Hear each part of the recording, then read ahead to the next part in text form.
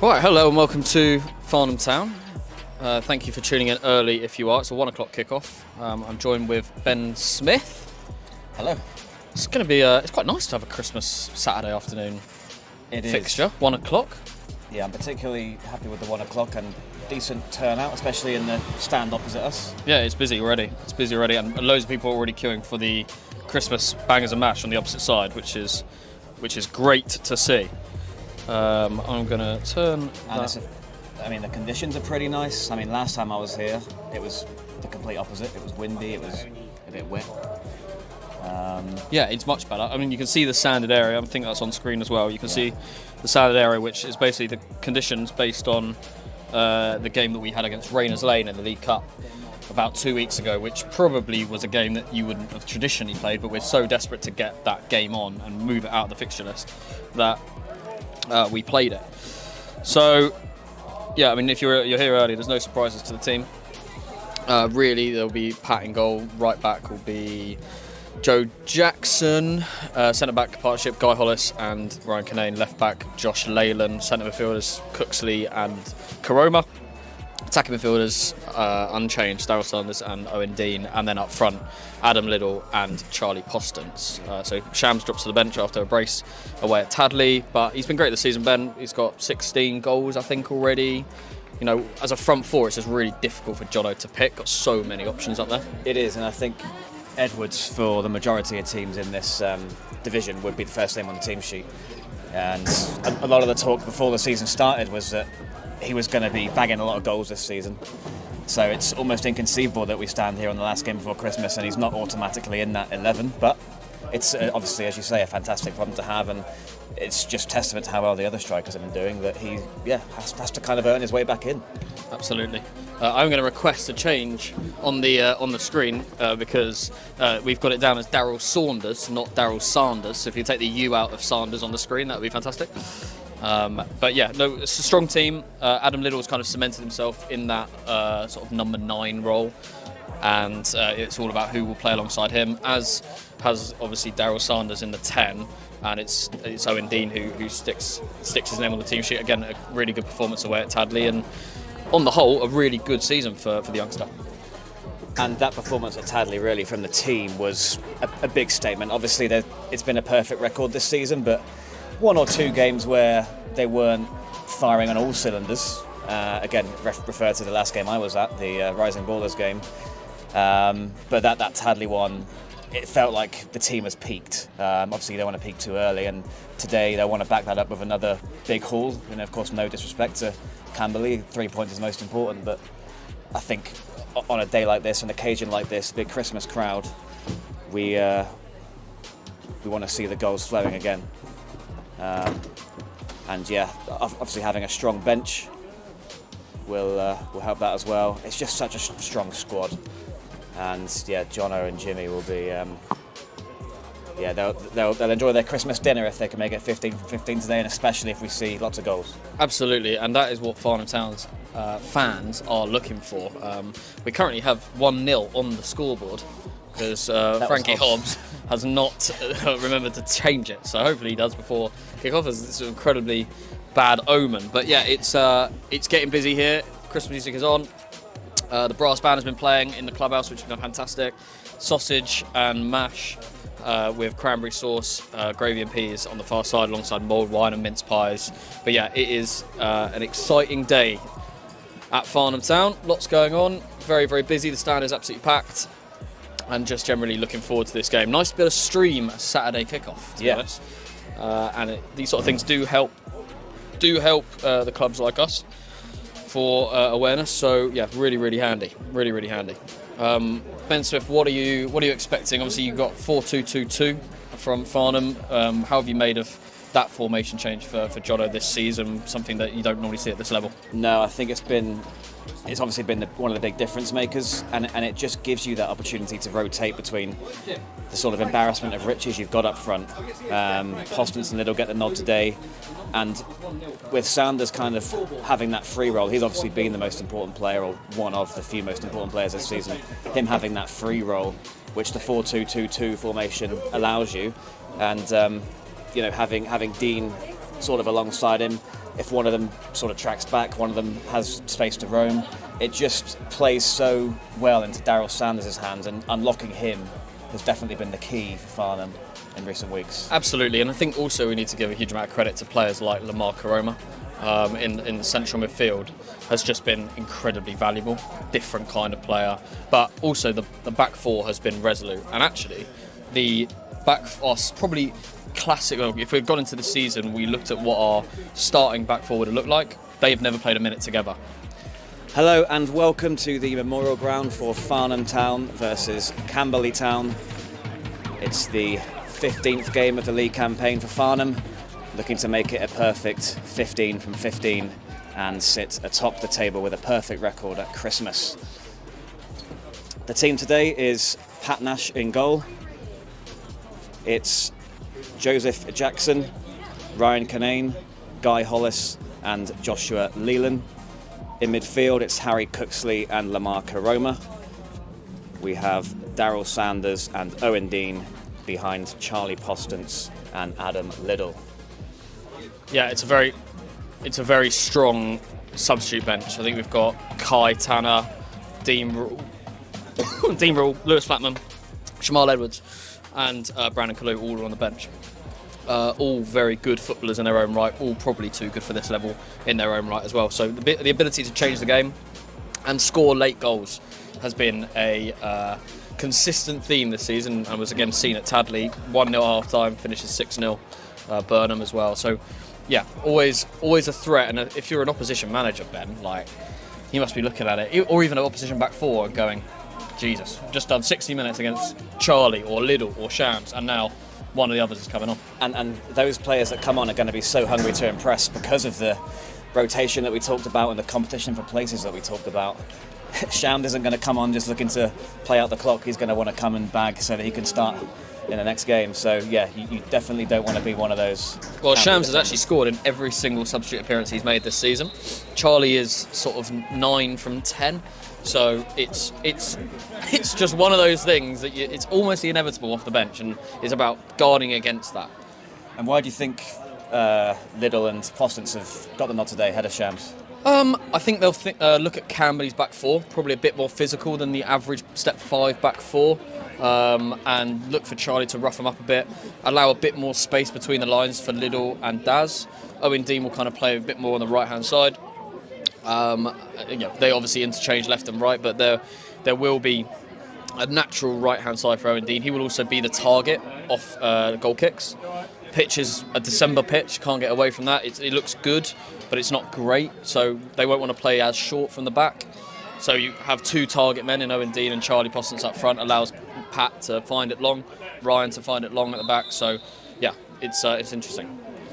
Team's been turned around. Well, that is probably only the 3rd time this season Farnham have been turned around, and definitely something that if I was an opposition manager or captain, I'd look to do. Farnham will shoot towards the clock end in the first half, but away from it in the second. So, aside from a good result, what do you think Jono and Jim were looking for today? I think it's that guarding against complacency thing. Like, go get Farnham to go out there and play the same way they have been over the course of the last 15, 16 weeks, and if they do that, they win this game. Despite Camberley looking to frustrate, obviously, but if Farnham do go out and play their game, be patient, get into their rhythm, Farnham will win this game. But Camberley will be here to upset the odds, and they've got nothing to lose, Camberley, and they know that. So there's going to be fearlessness within this Camberley squad. So Farnham prepared to get us underway, and Cooksley back to Canane, who will launch it towards this left-hand side where Postance can win a header and find Sanders, and he's already in one of those pockets that he loves to occupy, but his pass goes astray. I thought he was going to shoot. I genuinely thought he was going to shoot. Well, it's set up for him, and I thought that's the moment. He's just going to have a go at it. We've certainly seen some impressive long-range goals from him this season, certainly in the last month or two. But immediately, it's exactly what I said. Ryan looks long, Postance gets us in the end of it. Daz has got a bit of space and picks up the ball. That's what we're going to see all of this first half, I think. Here's Sanders again. Looks long to Liddell. And not dealt with by the defender, and Liddell. It's kind of a leaning back effort. half shot, half cross maybe, can make his mind up. It was a good chance. It was a good chance. It was a perfectly weighted pass, goes over the head of the centre-back. I thought Liddell just... Yeah, he just leant back a bit. I thought he was just going to get across it and just swipe it into the opposite bottom corner, but yeah, kind of went for almost like a lob-style volley. Yeah, Postance was in the area in quite a good position, and the keeper had come out, but still a good start for Farnham. Sanders again picks it up and looks for Dean. With bit of space. Jackson overlapping. Will he use him? Yes, he will, and Jackson can square it. Dealt with by Camberley, but the warning signs are there already. Good header. But Farnham, again, just happy to pick up the pieces. Karoma. Dean with a poor touch. How's he come away with that? He will drive into the space, pass just misplaced, and now Camberley will bring it away, and Mason Taylor looking to get past Canane, but that's no easy task. Farnham got a huge amount of space in this middle. Karoma. Cooksley. Jackson again giving that option on the right-hand side. Keen to get forward in the early going. No one on the edge of the box. And it will ricochet out for a goal kick. But Jackson, certainly the outlet in these early stages, just couldn't make the most of that opportunity. Yeah, I think in this system, the fullbacks are really, really important. Bombing on, you know, it's why Jackson has actually been really, really successful as a fullback, coming in as a centre midfielder. But actually, because this team hasn't done a huge amount of defending this season, or had to track him back, although he's a very good defensive player, he's got the engine to go up and down the pitch all day. Yeah, I was very impressed with him right back against rising ballers, especially in that first half. He was always keen to get forward. And as you say, defensive duty is not always the most important thing, especially at the Memorial Ground, where teams do know they have to kind of just make it difficult for Farnham and not get too carried away going forward. But Camberley are in Farnham's half now. Nice touch. Farnham pick up the loose ball there, and Karoma does well. Cooksley will... This is the only difference you've got when you've got Charlie rather than Shams. You haven't got that player just running beyond, but Sanders picking Sanders.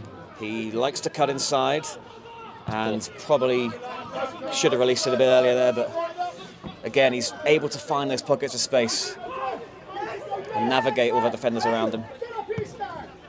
Nash looks for Postance, and it finds its way to Sanders, and almost made its way around the defender. Really good header, that. Really good header by Joe Jackson. And again, he's the outlet overlapping. Can he get the cross right this time? Instead, he looks for Dean, who has a better position for a cross or a shot. Comes back, and he has Cooksley in support. And he launches one with the left foot. That will be painful. It's not the time of year you want to get that. It's a fantastic tackle, and it correctly is Farnham ball there. Just brilliant tackle from Lamar Karoma. Just came off Whitehead there. Cooksley. Great touch from Cooksley, who... Now he needs to release it. Smart. Canane. Pat Nash takes a touch. Very cool on the ball, and almost took too long. Yeah, it took too long. Pressured into a more difficult pass than he'd hoped for. That's why I think you just got to look for Postance. You know, under pressure, we've got the outlets in both Owen Dean on the right hand side and Charlie Postance down the middle. Just float one up there, give him a chance. And as long as those second balls get picked up by Sanders or Dean, it's going to be immediate danger for Camberley.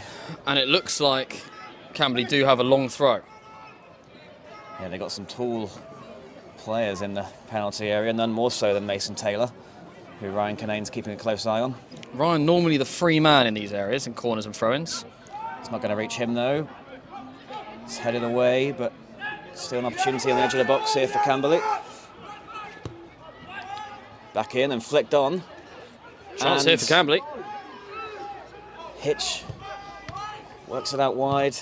Leyland does well, really well. And Sanders just happened to be in the right place at the right pass. time. And find it one more time. And Dean is there. The ball was just maybe not as in front of him as he would have liked. Karoma. Good turn from the midfielder. Oh, wow. A poor pass. He was looking for Cooksley, I think, but overhit it. And that's a really good decent pass. ball for Stan Jones, who has space on the byline, and it misses everybody. And Cooksley's there to clean up, but that was a real scare. All made really by Farnham's own doing, though. Lamar did so well to get the ball, move the ball, but he moved it with such pace, miles away from Harry Cooksley, and Farnham conceded a chance off the back of some poor midfield. And it was in that area of the pitch where we see, there's a bit of... I'm not sure he can even blame it on that. No, but the pitch, as you said earlier, definitely December conditions. But open game so far. Plenty of end-to-end action.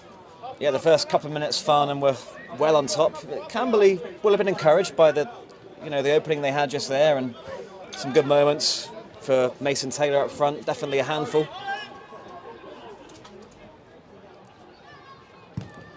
Nash does go long, and it's Postance who comes to meet it. Great header, but no one's over there. Header again. That's where you want Joe Jackson bombing forward, but maybe just Camberley players is happy to let that run all the way out. Yeah, they probably won't be in any rush with these situations. Camberley not looking to fall behind too early on. Absolutely not. And Brad Hasfield will resume the game. Liddell wins the header. Second ball picked up by Cooksley, who looks to find Postance, who's had some joy in the air so far, so no wonder they look for him. Forward it goes again, dealt with by Cooksley again, by Hollis, who stepped out. Leland.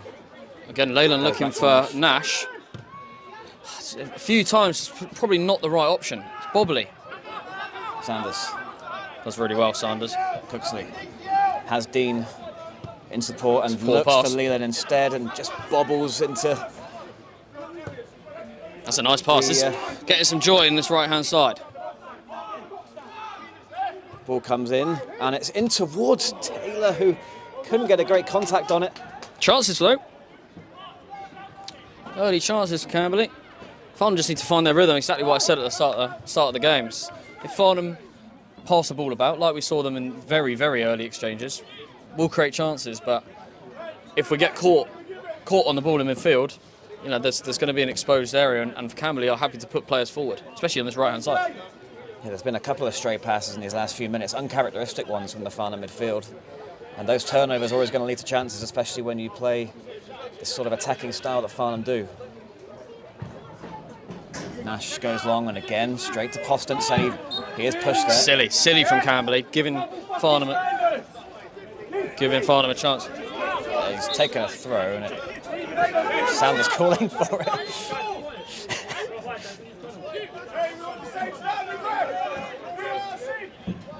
Complaints from the Camberley coaches below.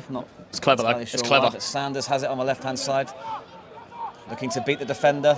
Gets a good cross in, but the first man is there to deal with it. Karoma. Nice. Cooksley.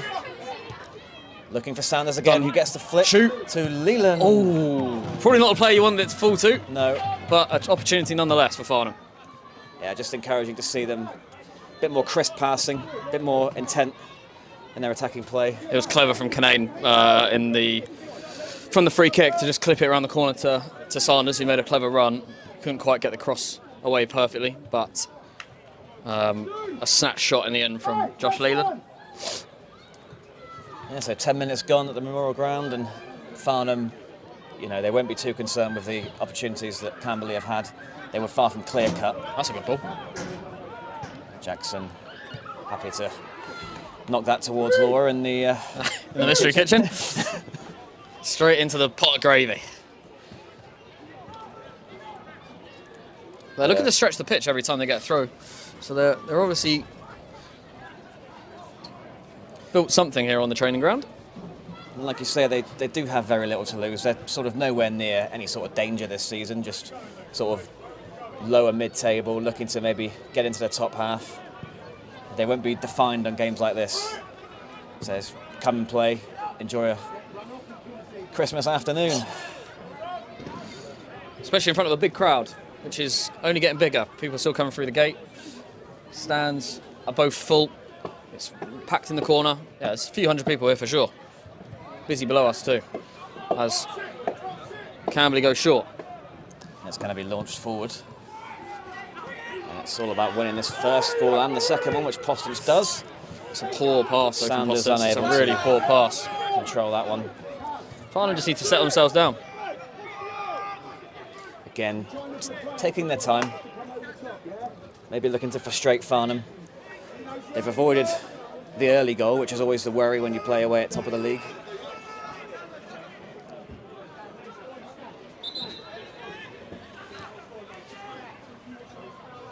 And looks like it will be launched. I think I've just seen the Red Hill manager walk in, or it's an incredible body double. Headed away, but it almost came to Anarchy. It's a rushed clearance, though, in the end from But a Overdeen. poor touch, and Liddell can pick that up. Can he find a good option? He goes for Cooksley, who can spread it here for Leland. Much better. Has all the time in the world and didn't utilise it. Sanders calling for it, but yeah, another misplaced pass from a Farnham player.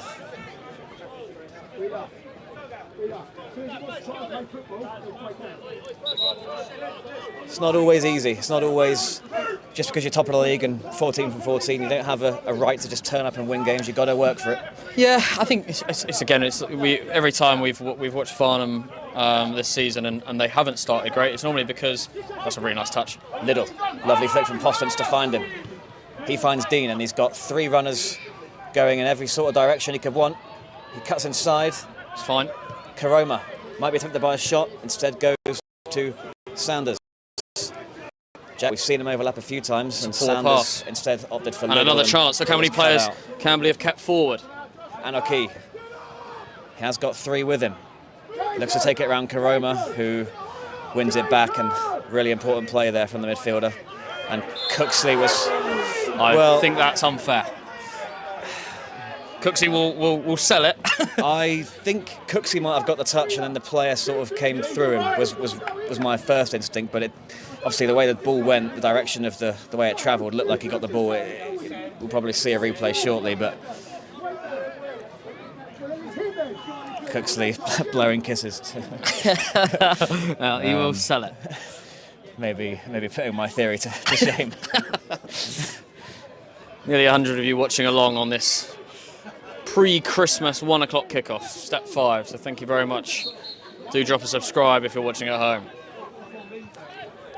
Kinane shouting for Sanders, who can't seem to hear him. The Postons will obviously be the main target here. Up against two defenders.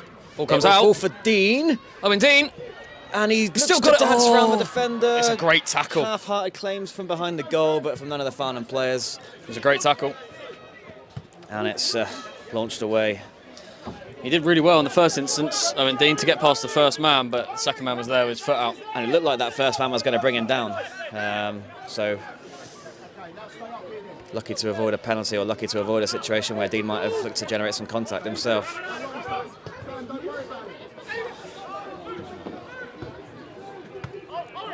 Dean. Nice, clever. Cooksley moves it on. Unintended for Jackson, but he'll be happy with that. Sanders occupying this right flank.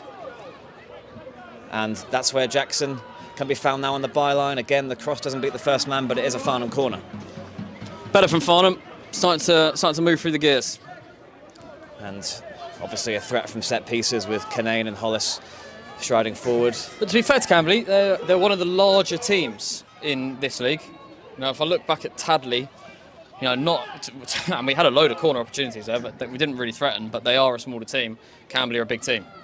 Cooksley's delivery out swinger, and it's towards Kinane, who gets a head on it, and it's cleared off the line. It was headed for that bottom corner. It was a great header.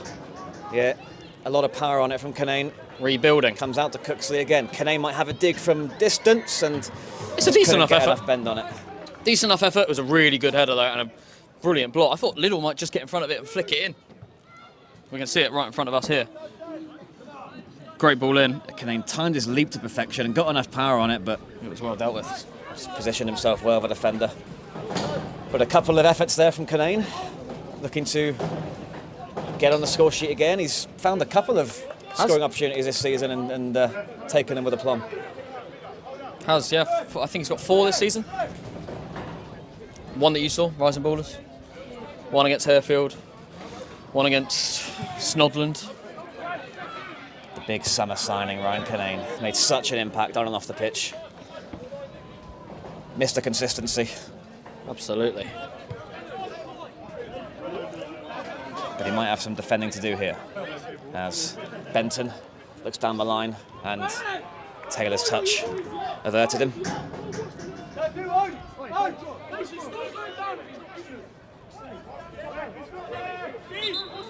Leland will probably look for Postance here, who's won half a dozen headers already, and wins another one. Straight to Liddell, who was probably looking to flick it onto Sanders, but couldn't quite reach it. Kinane half gets it away as Leland slips, and Jones can take on Karoma. Looks to go outside him, no easy task. No foul here. But the ball is swung in, and Taylor! Well, it's off the bar. I'm not sure if Nash got a touch on it. But what an opportunity. The best of the game so far, and it falls to Mason Taylor. Great header. And will he get a better opportunity all game? Did so well to get up and win it. There was power on it, and it rattled the bar. Free kick to Camberley, but that was a real scare. It was. Under the side of the bar, I thought it was going to go in, especially with the sort of slope as it goes past the line there. It feels like every ball, if it does bounce on the line, does go in. But chance. Not sure if Nash got the faintest of touches on it. It was, his fingertips were very close to it, if not. But it rocketed off the bar, though. It did. It did, and it could have bounced anywhere off the bar. It looked like it might have bounced down and in, but Farnham survived. But a warning sign as another set piece comes in. This one much more comfortable. Now there's a chance. Leland picks it up and goes infield for Cooksley, who has some space. He has Jackson to his right. He has Dean through the middle. Dean looking to weave his way through. He might look for Sanders. Now checks back and goes out towards Jackson. Slightly does really underhit, well, but it finds Liddell in the box. Can he generate an opportunity? Great turn. Sensible. Comes back out to Cooksley, who can get his way into the box and shoot. Oh! Was a lot closer than I think the Camberley goalkeeper anticipated there. Did really well to work the space on the edge of the box. Farnham spent, a decent amount of time there, in and around the box, and it was Harry Cooksley in the end, after a couple of step overs, getting a left-footed shot, his weaker foot, towards that bottom corner. And yeah, like you said, the goalkeeper kind of walked across the goal as if he knew it was going wide all the time. His decision was correct. I think he was the most relieved man in the stadium when it whiskered past. He'll claim he knew it was all along. Great header that. As that is flicked on, and Jackson deals with it, and Nash happy to so bubbly back there. Boot it away, and Sanders' touch is quite staggering. Smart. Now Farnham need to move the ball faster. Dean. That's a better pass. In space. Liddell makes a run outside of him, but Dean will just go all the way through himself. Oh, he just couldn't get that second touch. Postance does well. Cooksley to Sanders. What can he conjure up from here? Maybe teasing to go around the outside, which he does in the end, and puts a low pass in towards Postance, who was lurking. But it's dealt with. Farnham have responded to that scare really well. Really well. Yeah, Steve Lee's intervention crucial there to avoid Postance having a tap-in. But the last time we saw a set-piece from Cooksley, Kinane was right on the end of it, and I'm sure that'll be the target again. What is interesting, though, Camberley having to leave three up front. That was the first time we've seen it this season, as Farnham goes short. Sanders, Cooksley, and yeah... Wasteful. Maybe looking to drill it across with power, but he got right underneath it. But yeah, what do you think that the logic is there of leaving 3 men forward? Maybe? I think it's very much a fearlessness tactic, like what have we got to lose? And, probably the theory is, when is our best chance to score a goal? When Guy Hollis and Ryan Kinane are not at the back. And that's taking that chance. And fair play, I don't mind it as a theory. Yeah, it also meant that Karoma had to stick back, and he's then not there to mop up if the ball comes back out towards the centre circle. So, yeah, interesting tactic, but you've got to be creative when you come to the league leaders away from home. And Camberley have acquitted themselves well so far. They have. They've had the best chance of the game. It's a really, really good And Hollis to Canane, who goes long, not looking to mess around back there. This is a chance now, though. Cooksley sweeps it over to Dean, who's been willing to dribble. Just second time he's been caught there, though. And the ball comes out, and Leland's in a bit of a battle, and he's actually given away a free kick for a foul on Stan Jones. On. Leland was caught there. Yeah, he had his arms around him, and really clever play from Stan Jones to win that free kick.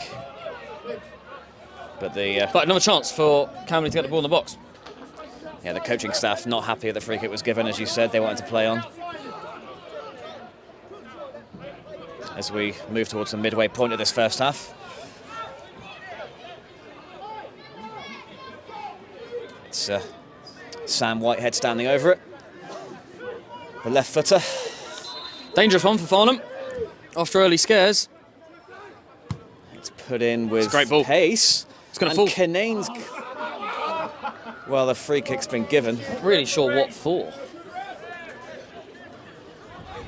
Yeah, really good delivery, pace and accuracy. No, had to be dealt with, and it wasn't really. Maybe bailed out by the free kick there.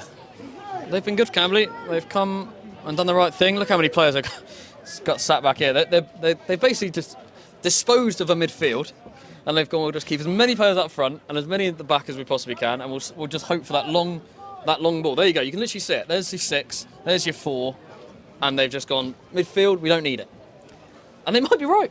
It's a tactic we haven't seen used yet at the Memorial Ground, but like you said, you have to be innovative. The wind picked that goal kick up, and it's headed away.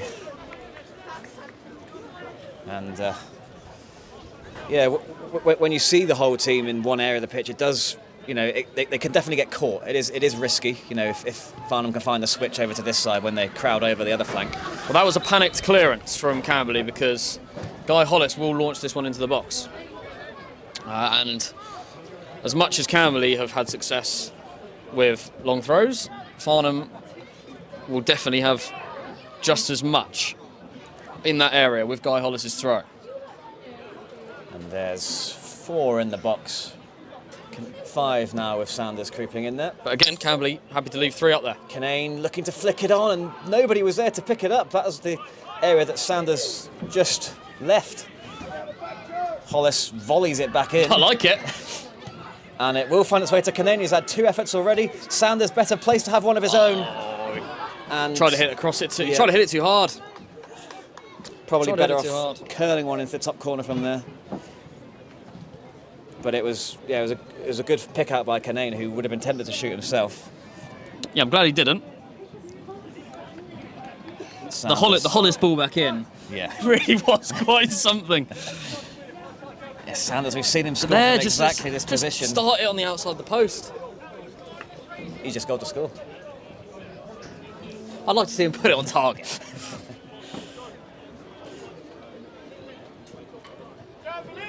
Johnson gave him an instruction there, not sure what it was, but I think they want to work the goalkeeper. It's a good header, that.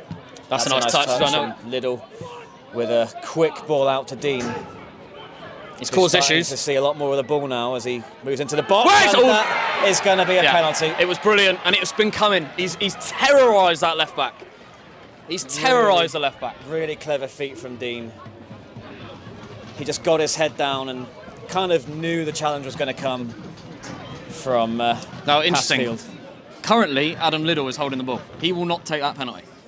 Harry Cooksley will take the penalty as he comes forward now. Gets everyone out of the way.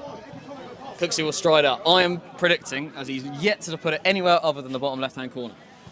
Well, let's see if the Camberley goalkeeper has been watching the YouTube videos. Stuart Norman. Big job on his hands here. Harry Cooksley, 25 minutes in, looking to break a deadlock. And he goes again!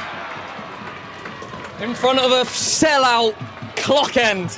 He gives the Jude Bellingham celebration, and Farnham Town take the lead, and they're one step closer to 15 wins in a row in the league. it was a coolly taken penalty, but let's go back to how we won it, because Owen Dean has been terrorising. I think the last couple, he's been running at them and just losing the ball at the right moment for Camberley, just as he enters the box. Some good tackles, but this time, a couple of step-overs, jinked inside, and it was clear as day. The referee didn't even need to think about it. And you could tell by Passfield's reaction, he was just like, I've been done here. there was no complaints, and he's kind of got a bit of a somber look about him now as his teammates question his decision to dive in. They were so good. They've been so good for 25 minutes, Camberley. They've done all the right things. They've caused issues, probably more than every other team in the league so far this season.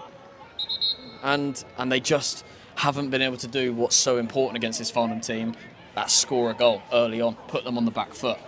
Such a frustrating way to concede that first goal. You know, you want to be beaten by something special when you play against Farnham Town. But it had been Camberley with the best chance of the game so far, so to find themselves 1-0 down now. So that's a football we're not getting back.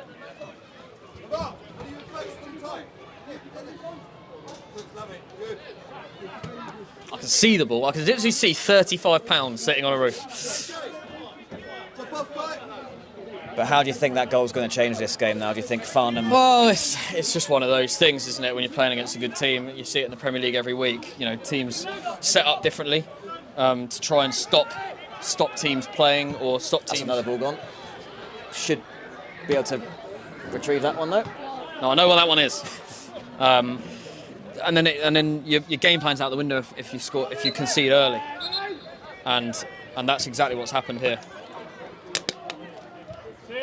And that one will not be lost. Hollis is going to launch this one in. There's an eagerness. Leyland is so eager to take the throw quickly. It's just we've basically got a corner from everywhere inside 30 yards, which Hollis is limbering up to take.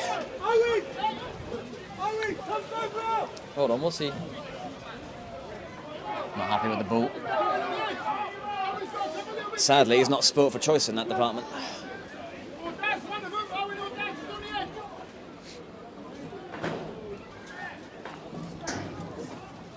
It is busy here at the Memorial Ground. Thank you everyone who has turned up, and 135 people watching online. This is a fantastic show, and I'm glad they got a goal in front of the clock end. Yeah, and I'm sure they'd like to see one from open play. As Cooksley and Kinane both steal the ball from Camberley there, and it's launched towards the back post, and it had to be dealt with by Passfield, as Liddell was lurking, but he picks it up on the right flank. He's got Dean in support, and he maybe looks to dribble in himself. Dean, the danger man, as far as Camberley are concerned. Nice. Sanders picks it up. And he had Cooksley right there. Appeals for handball, but... It's loud from behind the clock. And that's a lovely flick from Taylor. And they need to be careful here, Farnham. Nicely dealt with. Guy Hollis again. Hollis showing his acrobatic ability this last 5 minutes or so. Sanders. 2 men on him, and he cannot come away with it. Stan Jones looks inside and... It's a nice pass. Finds Enoki. But Jackson deals with it, and it's cleared away. Probably didn't need to rush that away. No. And it will be... That's a ball in behind. It's just going to run out, I think. Yeah, it is. But the key for Camberley now, just don't let it get any worse than 1-0 before half-time, and obviously look to stay in the game if possible and create some more chances, because they have done so. Yeah, and they've all been created in the same way.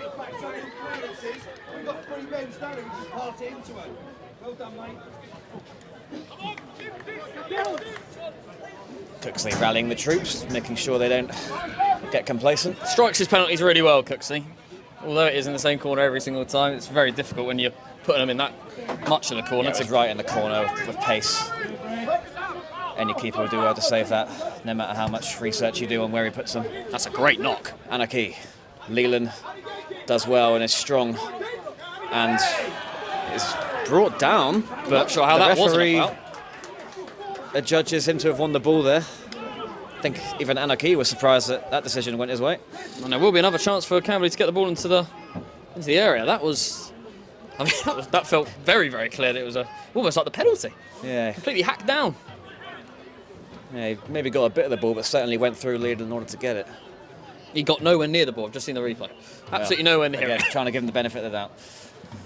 Ball's going to come in for a long throw. That's a good one. Canane gives Another away a chance. corner, claiming that his shirt was being pulled, but it will be a set piece for the visitors.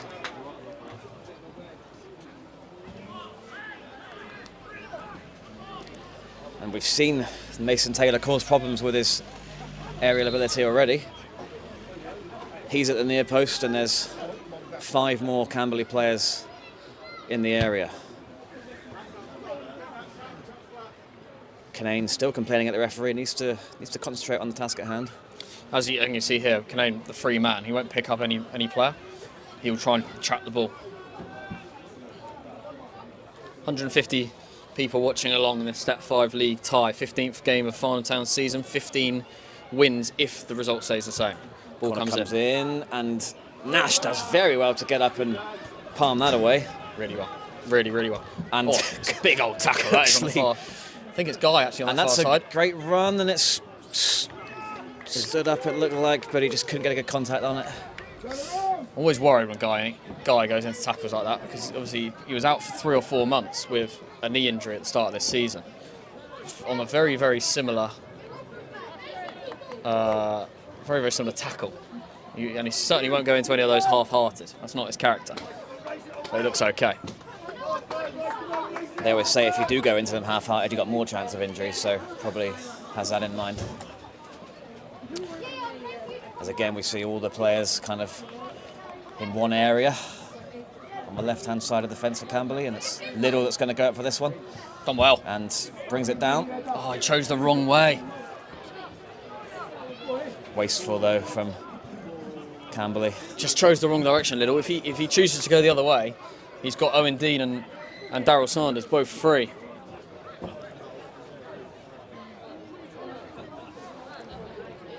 I think they're unhappy with the ball again here.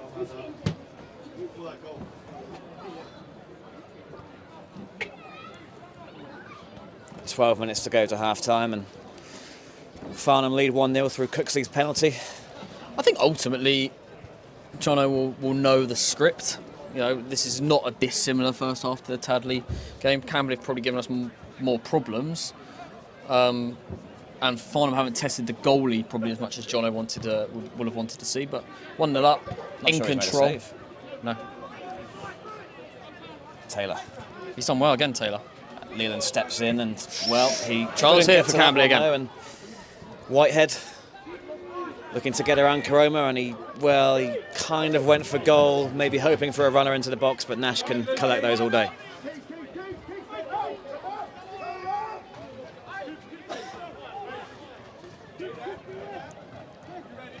Pat Nash has been an important player for Farnham this season. Yeah, and at the back end of last. And it was a really important player to keep. Again, really important player to keep this summer. Kind of pass there without looking. Taylor will trouble him, but not get the decision. Lino got that one right. Lino got that one right. But you know, Camberley doing really well to pick up the players. The wind again picking up the clearance. Sanders goes the other way. Dean. Wide for Liddell as Dean moves into the box where Postance is as well. Can Liddell find either man? He looks for Postance. Oh. It will come out to Sanders. Jackson gives the option, but he goes for Postance instead. Well defended.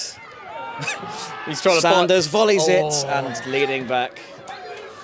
Owen Dean threw himself like a salmon to try and win a penalty. And there was not a single claim from around the ground as they knew he'd just gone to buy it.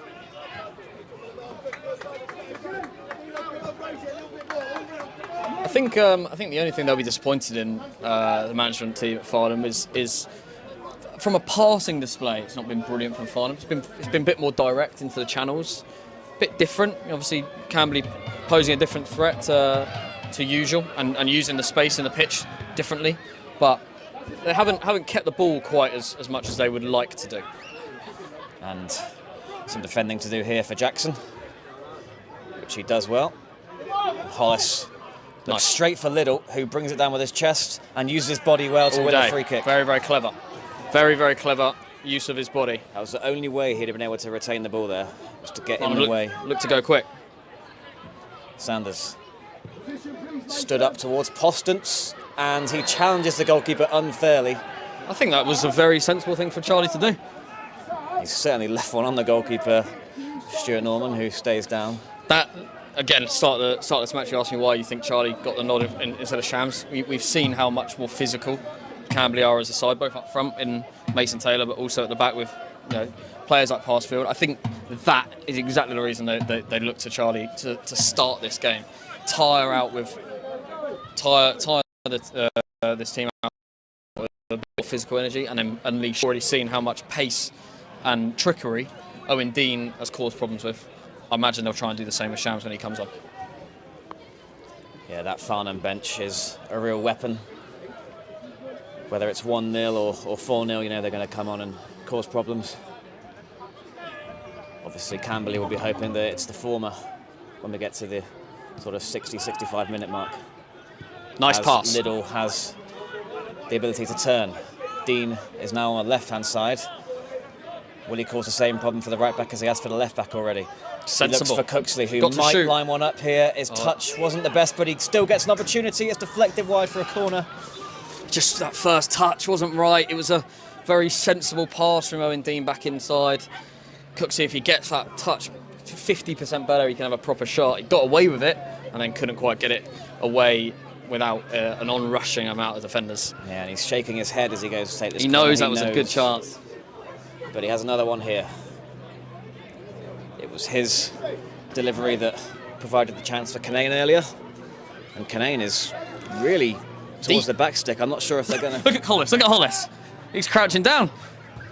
And it comes in low. Sanders with some space, and he's just not quite got his range from distance today. No. That's three that have kind of sailed over. All of them just leaning back a bit. Almost trying to force it in. He's so naturally good from that distance. But it was a good routine from Farnham, maybe distracting them with Canane being at the back post and Hollis hiding. Crouching down, as you said, and Sanders was just kind of free on the edge of the box. I enjoyed it. I think he's having a little joke with the manager in there about his shooting so far. Farnham in good spirits. Karoma. Great header. And Cooksley. Oh, that was a good chance for Farnham to get the ball forward. That's a brilliant tackle, though. Sanders thought the defender was behind him and tried to spin around, but he gets it to Liddell. Up against the big defender. Nice. Steve Lee. Sanders. Is he going to try another shot from distance? Probably sensible not to. Oh, it's a poor Gives pass. It away. Karoma very nicely really cleans it up. Really crisp pass there to Cooksley, who... Daz will try and chase that, and Daz is running there, although, probably the reason the move broke down was a poor Daz pass. His running there forces a long throw. And that, as you say, just as dangerous as a corner. As Hollis makes his way over there. Yeah, no hiding on that side of the pitch. No. Now, as you see the queue for the burger van start to heat up as we move towards half-time.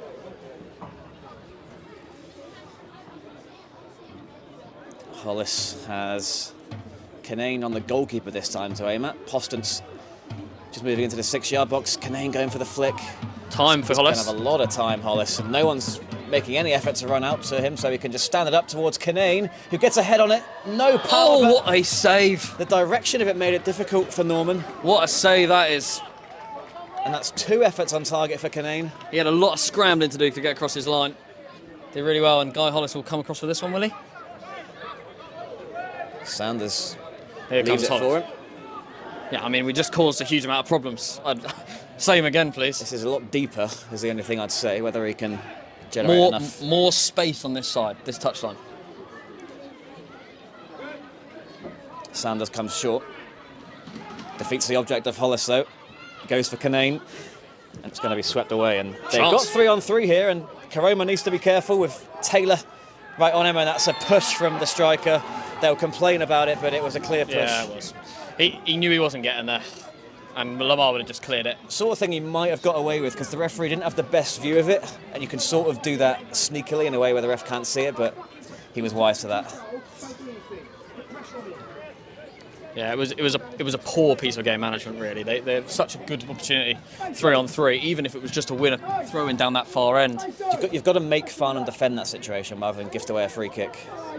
Because, you know, with a bobbly pitch like this, it's not easy. even his managers unhappy with the fact that he made it obvious. You got to be cute in those situations. You do. It was a foul all day long, and he knows it. Yeah, the extension of the arms hardly subtle. That's another foul, like really. That was more subtle, though. You can see why the ref absolutely couldn't see that. He's done really well. That's Taylor, a great flick from Taylor. That's not so good, but he might get there himself, Anarchy. Canane does well. Make sure that doesn't happen. But, you know, we said when it went 1-0 that Camberley just don't let it get worse than 1-0. Get to half-time, and you never know what might happen in the second half. Yeah, I mean, that was the first true save that the goalkeeper's made. A header from Canane. And it's been lots of the issues, you know, that we've caused Camberley have actually been aerially. Now Leland with some defending to do, and the good run, great tackle forward from Benton, which Sanders was equal to. Feels like both teams kind of happy to allow the majority of their chances come from these sort of situations. I'm sure Farnham would like to create more from open play, but I think they will in the second half. They'll move the ball a bit more, you know, with tired Camberley legs, and that's why, you know, keeping the clean sheet is going to be so important. In it comes, and it's flicked on, and some space here, which that was dreadful. Yeah, again, those are the chances. Probably fell to the wrong man, Atkinson. A former Farnham man. Maybe got excited, saw his name in lights there, opportunity to score at his old club. Was with us last year, came through the youth ranks, and fair play to him, went out to go and get minutes at Camberley last season and stayed there and has done a really, really good job solidifying himself at the heart of their defence. Probably not known for his controlling shooting of the ball business. inside the box and unleashing a very good header of the ball. And Nash has had some issues with the wind. It is very windy out there. This is why I just like him to ping it out to Daz on the other side.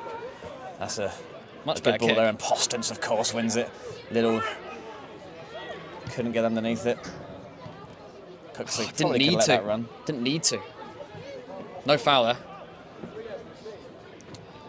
And Jackson will see that out. Yeah, Farnham just haven't really kept the ball quite how they would have wanted to. Haven't got Daz into many dangerous areas with space. That's If Postons' header was just a bit more accurate, that could have been that's a dangerous. poor clearance. How Sanders' touch. Oh. Forward it goes. Canane underneath it. Good header. Karoma. Poor decision Sanders from Karoma. Poor decision from Karoma. But his midfield general, Harry Cooksley, I'll tell you what. Yeah, Cooksley to Liddell. Cuts back in, has nice. Dean to his right. Dean's first touch is a good one, and it sat up for him. Sat up for him to shoot. It might not have been the best option normally, but the way it sat up, you knew he had to strike that. Rapid counter-attack from Farnham Town. It was a lovely piece of play actually from Harry Cooksley. You saw his centre midfielder. Both midfielders have done a lot of that today, just cleaning up around that centre circle and finding the spare man. And then beautifully whipped forward pass with his left foot into Liddell. Couple of nice touches. Found Owen Dean. Pass was probably a bit too powerful. Kind of forced him into what he had to go and do next. But we're clutching at straws. Up and wins that, and that finds its way to Dean. Liddell wants it. Who loves these situations, as you can see. Dribbling pass, and Sanders! Oh, he didn't pull the trigger. Liddell. Find him in the box. And Sanders stands it up. Postons had moved a bit too central for that one. But he'll hold it up. And he's got Sanders, who could set it up for Cooksley here. Offside. And Liddell was just standing in an offside position. But some nice intricate play there on the edge of the box from Farnham. Starting to find each other more, and rather than being forced into shots from outside the box. Yeah, but I'm surprised Daz didn't take a shot. Probably his early shooting boots in his head. But he had a chance there to pull the trigger. I'll try and talk to these boys and just say, like, just keep it low. On these surfaces, like, anything can happen. It's the ones that go high, it's just so hard to control. And you're obviously hoping for the perfect connection. But low, like, the goalkeeper's just, it is hard. He's just not been tested, the keeper. I mean, the Canane header aside. Oh, it's a cheap one. That will probably be what the manager will communicate at half-time. Just test him. Yeah. Disappointing. So it looks like We're into added time. they will get in at 1-0 here, Camberley. They'll obviously love to improve on that situation with this set piece. And they've put everyone bar a couple forward for it. Kinane wins the header. Anarchy. Ball's bouncing around. Sanders Can he come away with the ball? looking to get it off him, which he does, and Cooksley can look for Little. Can they carve out one more opportunity before the half-time whistle? Sanders. It's just a poor pass. Putting Anarchy gets it round. Farnham up against it here. And, well, he tripped himself up there, I think. And it's Smart. switched to Dean. Just drive. Nothing to lose at this stage with the half-time whistle. Farnham's got to help him out. Leland. Postance moves into the box, as does Sanders. Karoma. Dean. Moves it wide Much to better. Jackson. This is where Camberley need to start doing the work backwards. Sanders in his favourite little pocket of space. Again, hesitates to shoot and got crowded out in the end. Just hasn't been able to find that perfect amount of space. That's a nice pass, though, to Jackson, who, if he can get it past the first man, or Sanders might have a better chance to do that. But it was a good ball. Gobbled up. Karoma, will he be tempted to shoot? No. Nice. Here's Sanders. Jackson makes the run into the penalty area and cuts it back from the byline, and it's deflected wide for a corner. Probably the last chance of the half. And Farnham have created chances from these corner kicks. So it will be a 1-0 look to do the same. Cooksley's been a busy man today. He's been all over the place. Left, right. He's got a goal to his name. He'd love to add an assist. First time Camberley haven't left 3 players up front. I think they know this is the last play of the half, so why would you take that risk? Kinane! Oh, it was a great chance. Good leap and a good contact. That's his 4th effort. 2 on target, 2 off. That will be what's worrying the Camberley management. It's like it's been too easy for the obvious player to win the headers. In both boxes, Kinane has been absolutely dominant. And that kind of takes away the threat of Mason Taylor, who is a bit of that battering ram up front. We will stay with you during half-time. Normally we cut the mics, we're going to stay with you for 15 minutes as the ref blows the whistle. Ben Smith, what do you make of that first 45 minutes for Farnham Town? Solid, not spectacular. I think towards the last 10 minutes of the half we started to see a bit more of what they're capable of. But always in control. Obviously the Taylor chance for Camberley was a bit of a scare, but I think the response to that was very professional, very sensible. Don't let that happen again. Couple of set pieces, of course, but yeah, Farnham defensively solid, and going forward, I think the signs are there that we'll see a second half performance that's a lot more in line with what kind of we expected coming here today. Yeah, I'm always disappointed when we aren't scoring goals in front of big crowds. I'm delighted we've got one in front of that crowd, and we will go and attack the other end now, which is a bit further away from where the crowds are. I'm really looking forward to that new stand going in between the 2 floodlights to the far right-hand side. But yeah, it's probably just not been as fluid as Jono and Jimmy will have wanted.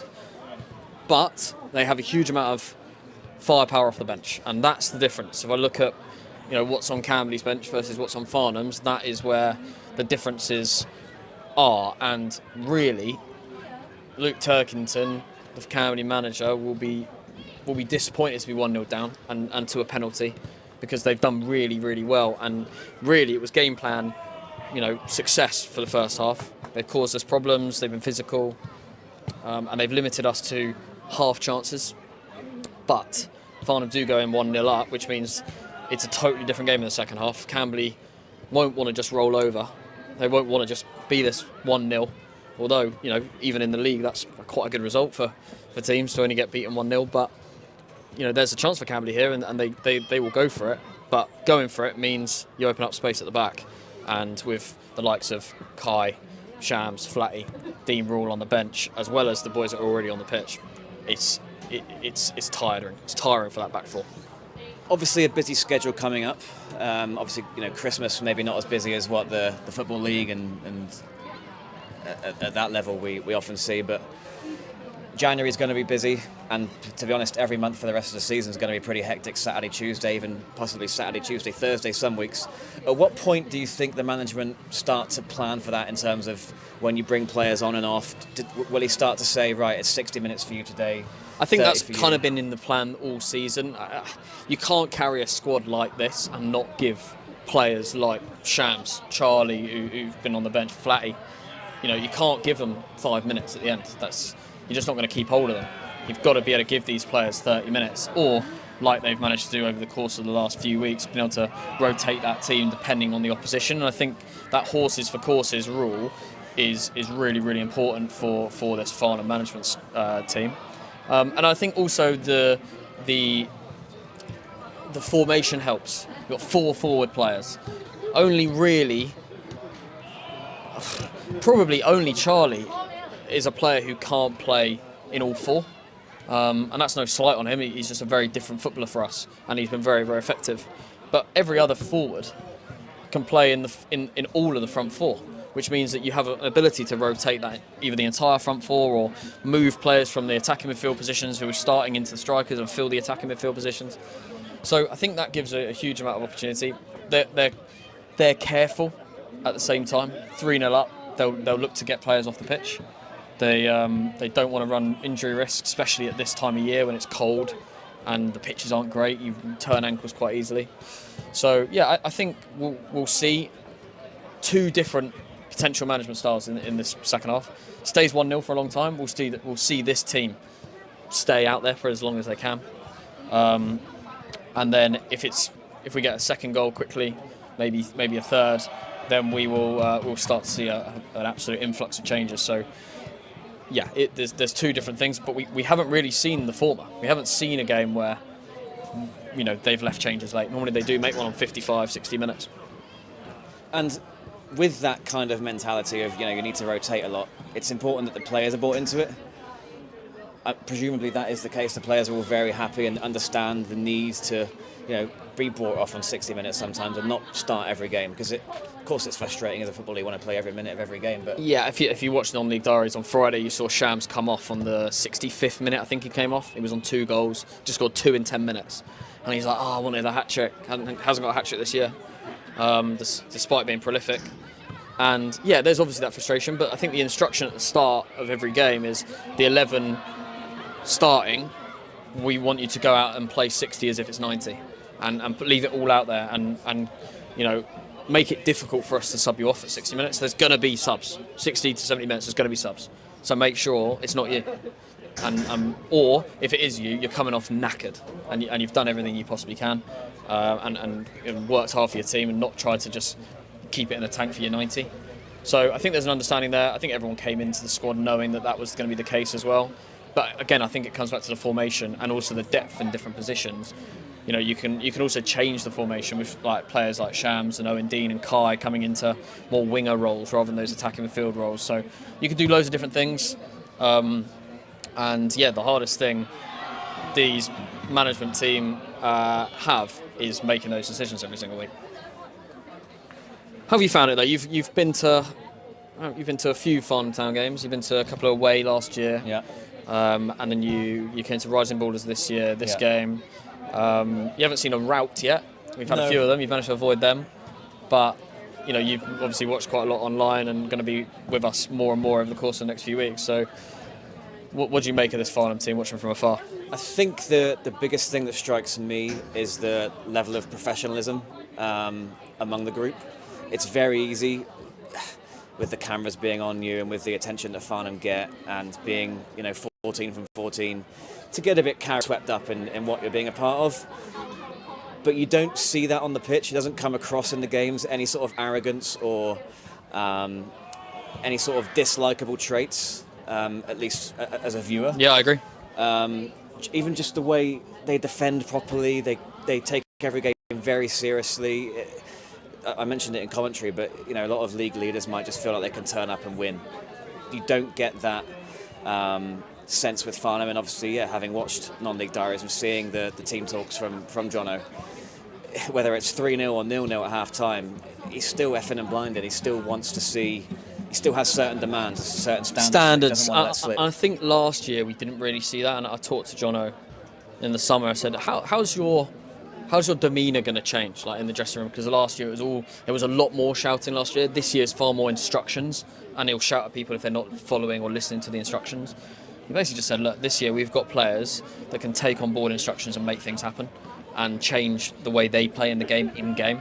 And last year, there's a level to a different player, and the players we had last year, it was harder to put instructions on individuals to make them change in-game if they'd spotted something. And I think you've also got talented enough footballers on the pitch who can also spot those things that they need to personally change, even without the management needing to tell them positionally or things like that. It's the game, if you watch Non-League Diaries, Jim focuses almost entirely on the defence and the holding midfielders and gives them feedback. So it's like one routed, and then Jono uses his instructions towards the attacking midfielders and strikers. And it means I've watched lots of non-league football over the course of last year. If you've got multiple people in the management team on the touchline shouting at everybody. I went to a game 2 weeks ago, and the assistant manager and the manager were just shouting at the same player with two contrasting opinions. And it was completely pointless. Like, as a player, what do you do? So, for me, I think it's really interesting to see how they do that and how they think about it. Jim was very, very good central midfield, centre back sort of player in his youth. He played for England youth, played for Crystal Palace first team, and Jono was a very accomplished attacking midfielder in non-league. So they kind of use that experience that they've got themselves. And apply it to their managerial side or touchline management skills. On the touchline, it does all feel very measured and in control. Obviously, it's easier when you're winning every week, but like you say, they're not shouting over each other. They're not going absolutely berserk. It's all very controlled. They know their roles, and they obviously trust each other more than And I think they trust the players on the pitch. We've been in some hairy moments this season. I think back to Stoneham. At home, very tough opening game in the Vars. Great side, second in their table in the Wessex. Some really good players over there, and we were 1-1 with 10 minutes to go. And again, Owen Dean, right hand side of the box, goes over, penalty. Harry Cooksey puts it in the bottom left hand corner in the 89th minute. At no point was there an irate culture on the management team. It's all very, very similar to how it always is, and I think there's a lot of trust in the players to make things happen. And Sandhurst away was another one. It was 2-2. We've been pegged back from 2-0 up, and I think what was the most pleasing thing from my view as a fan is that we tried to win the game in the same way as we tried to win the game the whole game. We didn't change anything in the last 5 minutes. We didn't start playing long ball, even though Charlie came on. We didn't start playing long ball. We knocked it around. Daz turned a player on the 30-yard, from 30 yards from goal, plays it out wide, gets the ball back, slots it in. It was sort of a 1-2 with the fullback, and it's exactly how we tried to play football in the first half when we were 2-0. So sticking to the principles, believing the plan is the right plan, and following it through. And if it doesn't work, then assessing it afterwards. Ultimately, we've started the season really well. Nothing's won. People are waiting for us to slip up. People are waiting for us to drop points. But if we do, we do. You don't have to win the league by winning every game. No. And games like this are banana skins, big tests in front of big crowds against local teams who've got nothing to lose, and everybody, like I just said, is looking for the Farnham scalp. You mentioned the FA Vars there. How much is that a topic of conversation with the players now that you got through a few rounds? Another home draw coming up. Not to overlook anybody, of course, but the league. I know you discussed this in your interview on YouTube the other day. The league. It's of course it's not done. Of course, there's a lot of hard work to do, but everyone's kind of looking at Farnham as the team that are looking like they can run away with it. But with the Vars, obviously, it's not got that big prize at the end of it at Wembley. Yeah. How much is that on players' minds week to week? Or well, I think comes out? I think it's not unfair to say there's players that have dropped down the leagues to have a go. If you're a very good step-free footballer, of which we've got a few of them, there is a good chance you'll never be able to even think about playing at Wembley. Your chances are the FA Cup and the FA Trophy, and the FA Trophy is won by a Step 1 team, probably in the top 5 or 6 every single year. And Therefore, at step 3, you've really got no big potential moment. So there's definitely players that have dropped down, looked at the squad and gone, God, we've got a real chance here. Now we're a few games in, we're into the last 32, you start looking around and you go, oh, we've got a real good chance here. And then you start seeing other teams drop away that you've kind of gone, oh, they'll be in and around the quarterfinals, semi-finals, and they drop away, and you're like, oh, start to look at the map towards Wembley. You're starting to go, wow, it's really not that far away. But ultimately, like I said in the interview this week, we would take promotion 10 times out of 10 over the Vars. The Vars is history. There's probably no single moment that will ever be greater than winning the Vars at Wembley. But there's a much greater project going on here at Farnham, and if we don't get promoted with this team, you start to look at it and go, how do you get promoted? How do you get out step 5? What do you have to do? Who do you have to bring in? What's the manager got to look like? Like what how don't you do it? And so especially when we're 4 months in and you look at the start we've made, you go, oh, we're not going to get promoted from this point. That would be a real shame. So I think from that perspective, we've got to look to that step 4 level and go, yeah, that's where we want to be competing, and it'll be a much harder test up there. There's far more of a level playing field, far more to think about. But yeah, the Vars is the dream, but it's not the most important thing. Priority 2, but there are 2 priorities in our mind this year. We've discarded nearly everything else. We were desperate to get out of the League Cup. We ended up getting Rayners Lane. We had a really good game down here. It was really entertaining. Good cup football on a Tuesday night. But we were desperate to get out of it. We really did want to have 2 focuses this year, and that's the Vars and the League. And at any point the League was looking less solid, we'd have started thinking about whether or not we wanted the Vars as the distraction. And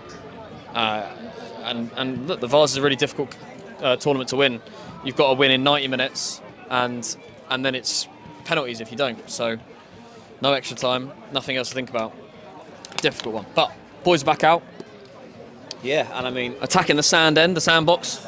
A win today would certainly make that task or that objective of promotion one step closer. Absolutely. Thank you much for the 80 of you who stayed with us for 15 minutes, watching us in the bird's nest. It is very nice to be able to live stream a Saturday kickoff. It really, really is. So thank you very much for watching along. But Farnham Town still got work to do here. They do. At 1-0, it's obviously never safe. But they all look down there, and Harold Sanders took the warm-up before the second half kicked off at Tadley, and he said to the camera 5 minutes of this half. We ended up scoring 2 in the first. Bass is getting him on camera saying this afternoon in front of a bumper Memorial Ground crowd. Yeah, great atmosphere here today. Yeah, really good. Feel good spirits. Yeah, these 1 p.m. kickoffs, I think, do everybody. There's also I've talked to 4 or 5 people today saying, oh, they're off either to go home to watch the Premier League. They're going. I've been the same. Yeah, they're going to go to family for their pre-Christmas stuff, or they're going to go to another non-league game because they can at 3 o'clock. There's Alton, there's Fleet, there's Cobham. You can go into the step above as well. So there's plenty going on, and it works out for everybody really. These different kickoff times. We had huge success with a Friday night kickoff at 7:45.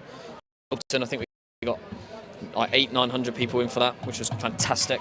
And the number today, eyeballing it, will be 650 to 750, which is really, really impressive in December for step 5. So, Camberley going to get us underway. 45 minutes to be the heroes of the league, Camberley. Yeah. Oh yeah, I'm sure it'll go down well if they manage to take something from this game. But they've got a clock end to score at if they want to do so. They could quieten it. They really could. And that will be the task as Taylor gets up against Hollis and wins it well. Leland beaten to it. Anoki with Jackson keeping in company, and it's a throw. We know they like to launch these in with Wheeler. It'll be really interesting to see, they obviously took their time over everything, Camberley, in the first half. Will they look to speed things up, or will they continue to drag it out and keep it 1-0 as long as they can? Yeah, that's often the game plan with underdogs maybe get to 70, 75 and then just go for it. Yeah, it'll be interesting to see what the instruction is. I'm sure we'll see it with little things like, do they leave players back up front again? It's a good ball. Thrown in and flicked on. Dean gets it away. Oh, there's the wrong way. Oh, and Sanders will pick it up on the left flank. He'll let it roll out for a throw, which he'll look to take quickly. No. Well, he has. Cooksley. Nicely cushioned. Canane. Put Canane under a bit of bother here. That's sensible, though, from Farnham Town's defence. That Hollis and Canane partnership holding firm today. Little brings it down on his chest. And comes back to Cooksley, who's always the option. Closing the space well, though, Camberley. Stopping him being able to play. Good energy about them. But this is better. They've beaten the press, and Little will want to find Sanders. Does. He will line up a shot. At least he hit the target. It's coming back down. Oh. That was a better effort. Much better. Hard and low. Straight down the throat of the goalkeeper, but... Goalkeeper didn't look too comfortable with it. There was a lot of power behind that shot. But it does go out for a corner, which, again, we know Farnham are dangerous from. And they do leave 3 up front, Camberley. Sanders has gone short. Oh, he's also donned the gloves again after taking them off midway through the first half. Canane making a bursting run to the back post, but it's towards Postance. It's flicked behind for another corner. Well, it should have been a corner, and the ref changed his mind. The linesman gave it. Yeah. Clearly a corner. And now it'll be an outswinger from Cooksley, which is where we've actually seen Canane do most of his damage. Will we see a hiding guy? Normally, now seeing it as a tell for a sort of dragged back. There he is hiding. Yeah. Or is he just bending over tired? No, he's hiding. He's making a run towards the near post and then moves in towards the 6-yard box. It's headed away. Postance chasing it down and gets there. And looks for Cooksley, who does well to control it, but he's been dispossessed. Lofted forward by Leland. It's good from the left. Little's flick. Takes the pressure off. Allows Farnham to reset. But yeah, goalie wasn't so sure about that strike from Daryl Sanders. I don't know if the ball moved a bit as it came towards him, but happy to just get something on it and knock it back for a corner. Canane. Poor header. Doesn't get enough distance on his header, but Cooksley again just mopping up and finding Sanders. Gets brought down, but play goes on. What can Sanders conjure up here? He's actually been dispossessed by Wheeler, who goes long towards Taylor. And it's not been dealt with, and Nash maybe caught there by... And okay, he doesn't make much of it. The fans probably more upset about that than Nash was. They love Pat Nash back there in the clock end. Dean. His dribbling's been superb today. That's a nice little pass to Little, who waits for the contact, takes it and wins a free kick. Atkinson, a bit too eager there. And it's another set piece for Cooksley. I've lost count of the amount of times he's delivered the ball into the box today. Yeah, and a couple of really good ones. He's got Postance to aim at. Hollis striding forward. Ain always there. Sanders maybe going to come short. And they take it quickly. And it's towards the back post where Postance was. It was about a foot in front of him. Great knock across the face of the goal from Harry Cooksley. It was just waiting to be turned in. It was quick thinking from Jackson and Cooksley there to take that quickly and catch Camberley off guard. And it resulted in a really good crossing opportunity and just in front of Charlie Postance, who was at the back post, and that's his favourite position to score goals with his head. Yeah, couldn't quite get on the end of it. And again, we're seeing Camberley's midfield be surrendered. I'm not sure how much they work on it in training, but the set pieces from Farnham, there seems to be a lot of different routines they have. They really play to their strengths as Little goes up. And will challenge there again and win it. Oh, and he's broken free here. This is where Camberley can be dangerous with the leaving 3 up front. Anarchy challenging. I think there were claims from ball possibly as Hollis sweeps it away. And it'll be another Wheeler throw in. Unless they do take it quickly, and it's Wheeler that picks it up, but with his feet this time, and he looks to loft it over Jackson. That's not his game. No. That's not his game. No, he's going for a Gaza, Euro 96. That is not his game. Interesting, first goal kick we've seen from the goalkeeper down this end. It had the same effect as Pat's. Massively gets held up in the wind.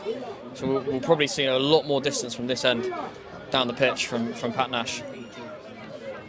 And he will look for Owen Dean and Charlie Postance on this touchline. Yeah, Postance will be delighted to see more balls launched towards him like that, and he actually leaves that for Liddell to contest. Time. Cooksley. Better. Dean. He's got a couple defenders around him. Sanders helps out, and he was going for the flick. Dean wasn't alert to that one. Not on the same wavelength there, Farnham. That's clever. Well held up there from Anarchy, who turns Jackson. And now he's got Hollis to beat. Can he get a delivery? And he can, but only a couple of players arriving late into the box. And it's a goal kick as Leland sees it out. But nice play there from Anarchy. Yeah, Farnham caught napping a bit there, losing the ball in the far corner and quickly turning attack into defence. And Camberley doing well, again, to hold the ball up and then isolate Guy Hollis. Did well. There's encouraging signs for them. It's just whether they get enough of those opportunities and can keep Farnham out at the other end. Great kick from Nash. Bit too high for Postance. Here's No Jones. one around him picking up the second ball though. They're playing a lot down these flanks, Camberley. That's where they're looking to target those Farnham fullbacks. Again, abandoning the midfield, as you said. But these throw-ins... but it's working for them. Like it's a tactic that is working for them. Like they know they're not going to outpass Farnham. So being incredibly direct is providing some value for them. That throw-in was definitely not there. Yeah, I think some of the fans making that point as well, but it does come in. Kenane gets up and wins it. Back in by Jones. That's Jackson's a poor header. A really poor header, but Jackson's done work. And he... all day. Will he look to take it quick? Cooksley? Nash is going to come forward and take it. Now that he's got less wind to worry about, he can push Camberley right back. Dean really hugging this right flank. Sanders on the opposite side. Almost a 4-2-4 rather than a 4-2-2-2. That is. Postance gets up, beaten to it by Much better. Lee. If Sanders lets it go, he will, and that will be a Guy Hollis throwing. Yeah, unless Sanders looks for something quicker. It's like watching Stoke 0809. That's a Stoke 0809. It is. I'm yet to see two teams do it quite as much as I've seen in this game. Entertaining. It's it does lead corners. to chances. Yeah, absolutely. It's proper step 5, that's for sure.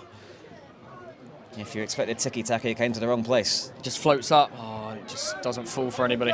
Anarchy, who did a great job on Jackson last time. Jackson a bit tighter. But there's a chance down the line. The ball may be a bit too heavy, but he will get there, Wheeler. Karoma will get there first and look to see it out. Does a good job doing so. Does really well there, Lamar. Does really, really well. Spots the danger, comes across from a sort of covering centre-back position that he was in for the set piece. Comes across with pace and then just intelligently lets it go. Really good. Really You good. never feel like Farnham are outnumbered in midfield, especially defensively. You always feel like there's enough support for that back four, even with the other two midfielders, Dean and Sanders being a lot more offensive-minded. Karoma and Cooksley very sensible in their play, and that could hit us. Support.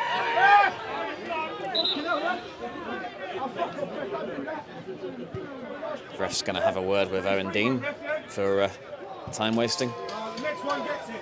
And the Camberley staff upset at the lack of yellow understand why. Understand. Oh, they're making 2 changes, Camberley. Yeah, I understand why they're upset. I'd be furious. So it's Brandon Van Grove and Will Shaw. What they're going to do? Preparing to come on.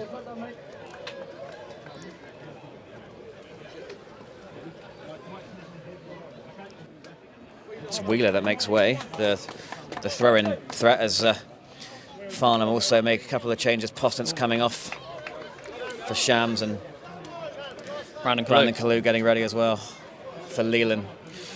Farnham now looking to stretch the game. They will look to move the ball quickly from Cooksley to Sanders, Liddell, and then Shams will look to cause problems back there, and Kalu will go back into the left back position. Thoughts on Postance and Leland today? Look, I think it's just been one of those days. It's been quite a difficult one out there. Thought Postance has done his job where he needed to do it. I think we'll really see the impact of Postance in the next 20 minutes. And Leland, hasn't played a lot of minutes. Getting back out there, it's good. But here we go. Farnham looking to move the ball quickly. And you can see the pace of Shams already as he gets on the end of this. This is where we're going to be a different force now for the next sort of half an hour. Yeah, fresh legs. Kalu, back to Canane. Sensible pass. The outball he's got away with it. It's Shams and Sanders.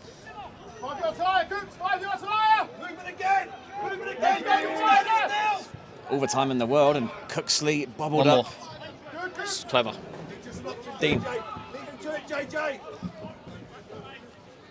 Cooksley shows for it. Dean again.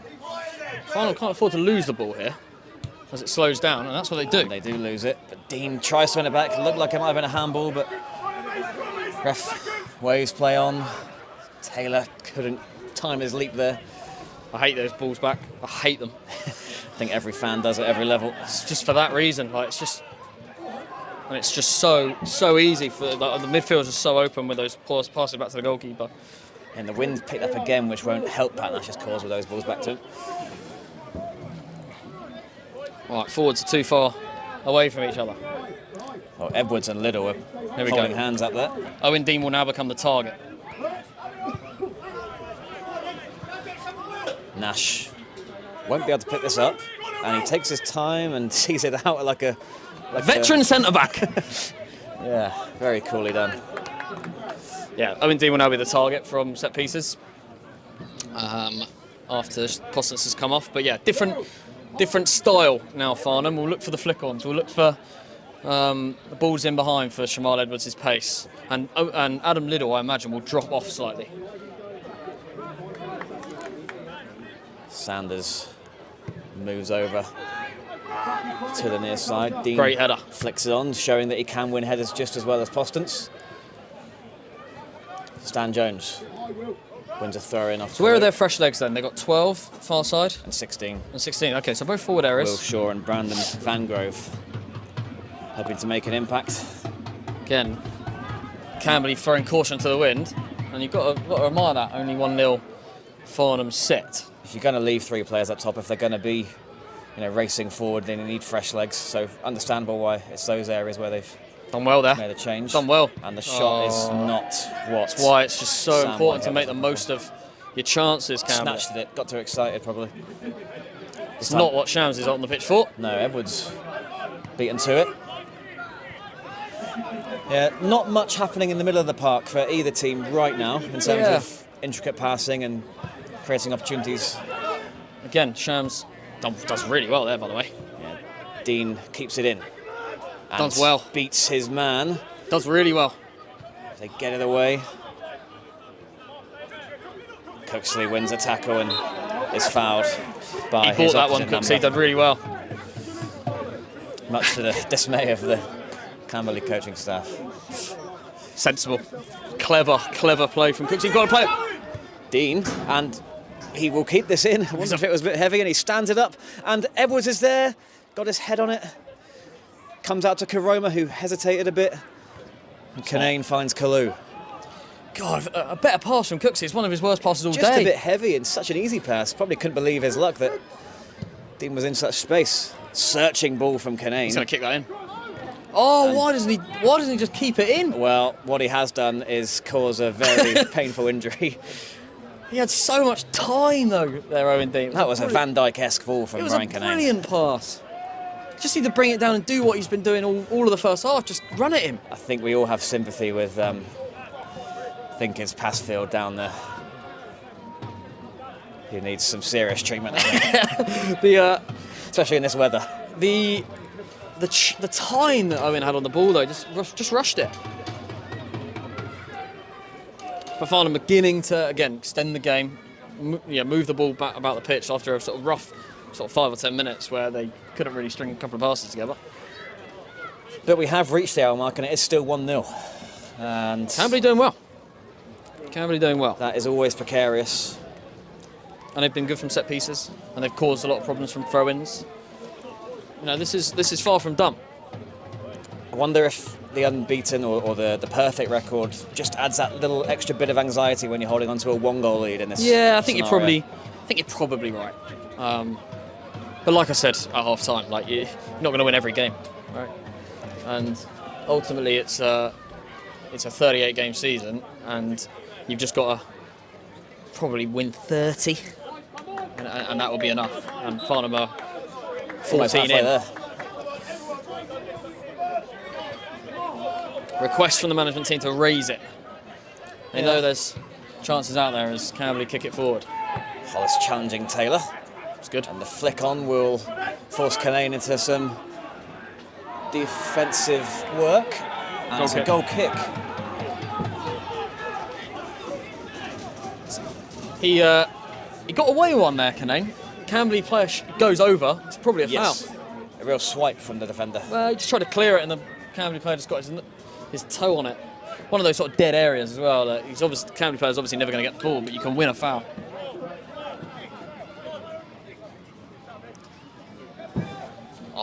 I think if the referee's closer, he gives it. Another goal kick that, it's great header. It does meet its target. Edwards does well to hold it up for Dean. Camberley feel like the world's against them at the moment with these decisions. Either that or they're just trying to put a bit of pressure on the ref into maybe giving him a decision. Understandable, like the edge here again at 1-0. Finally to move the ball. Calling for a foul throw. They might have a point there. Jackson, done really well turn. Cooksley, lovely turn from him and a nice pass to Sanders. Looking for that can't quite pass find into Little. That extra bit of space. Camberley have done really well.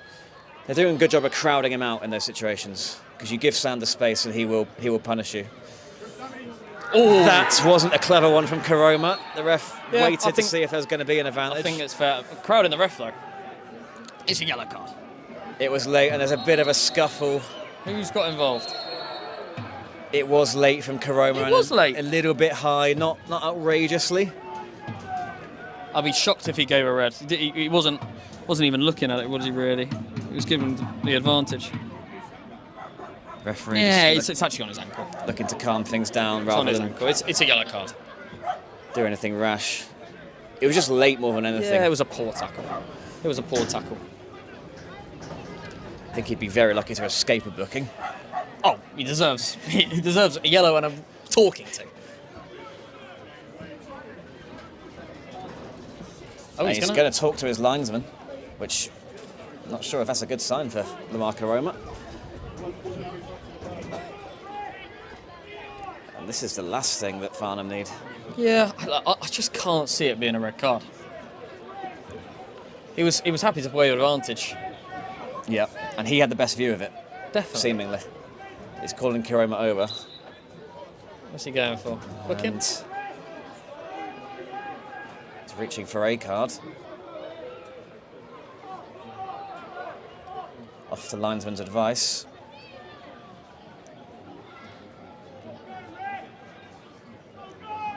Still await the colour. It's yellow.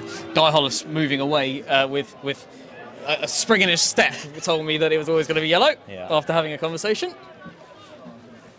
It was a yellow card. There's no getting away from that. Yeah.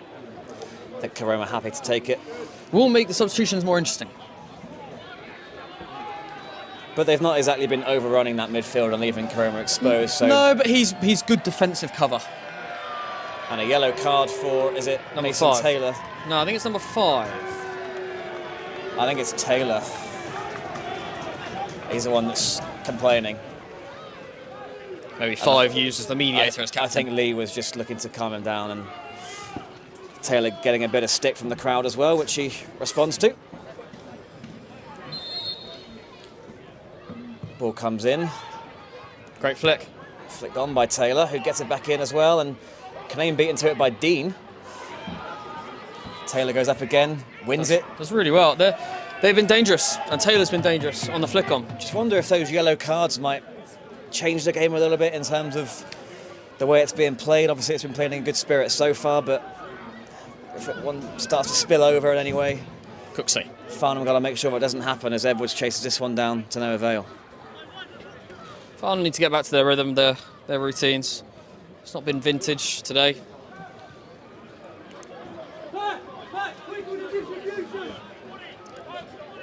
Wonder if Camberley are preparing any more changes. Taylor challenging for it again. Oh, Makes done its well. way to Shaw, and now the other substitute, Van Grove. Done well, done well. Corner kick as both subs combine there to cause some havoc. They've done well, Camberley. They've come here with fearlessness.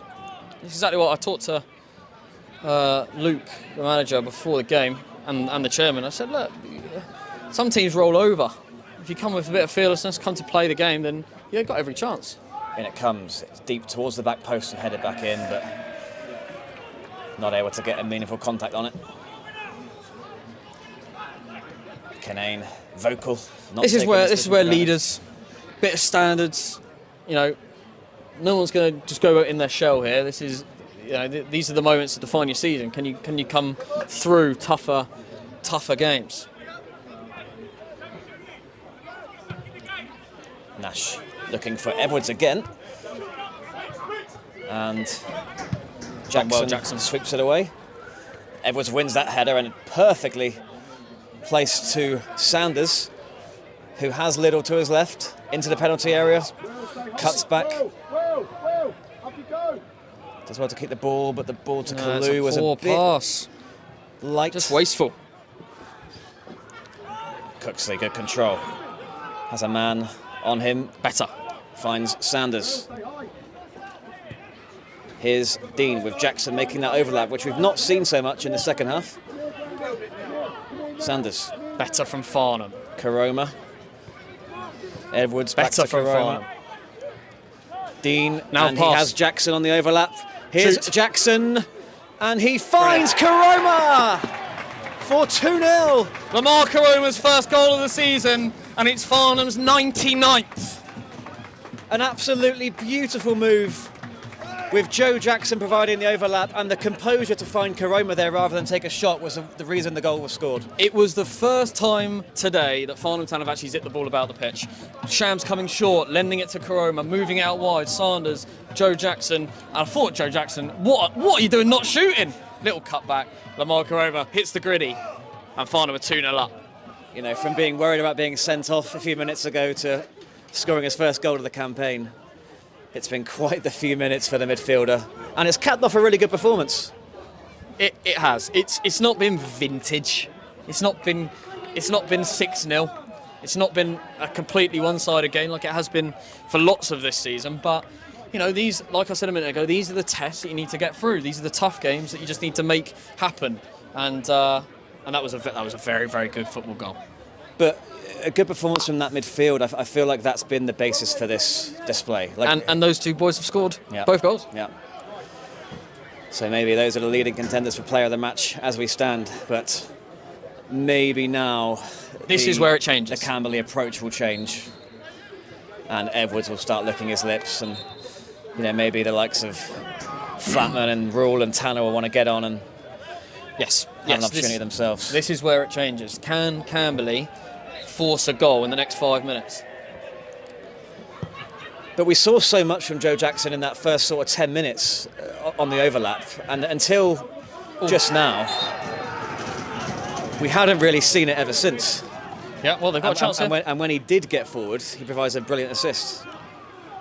Chance here for Camberley. Yeah, Joe Jackson's been excellent all game. Excellent all game. Got to concentrate, Farnham, as the substitute Van Grove stands over this free kick and whips it into a dangerous area. Canane is there. Really well dealt with. So is Dean. Can Cooksley stop this move in its traps? Sensible. Sees it out. Clever. That's experience. It was brilliantly cleared. I'm not sure who it was who cleared it, but it was brilliantly brought down and cleared in the middle of a ruckus. I think Owen Dean got it away. It was Owen Dean, yeah. Great chest and hook. I've seen a lot of that today. Yeah. From Hollis and Cooksley. Hollis with a long throw. Into... That's Little. really clever. Edwards is going to chase this one down and He's not gonna make it get easy close. whatsoever. Very, very good. And that's why it's so hard to defend against Farnham for 90 minutes. You've got so many different things to think about. Even Shams' presence there, despite getting nowhere really near the ball, moves Farnham down the pitch about 70 yards. And provides an opportunity for Guy Hollis to throw it into the box. Which he will gladly do. I wonder if they will put Daryl Sanders into holding midfield and take Lamar off for Dean Rule, just to save him on that yellow card. Hollis. And it comes from Hollis. Canane goes up. Hollis will challenge for it again. And that's going to be won by Joe Jackson. Solid as ever today. And we will see Dean Rule. Owen Dean.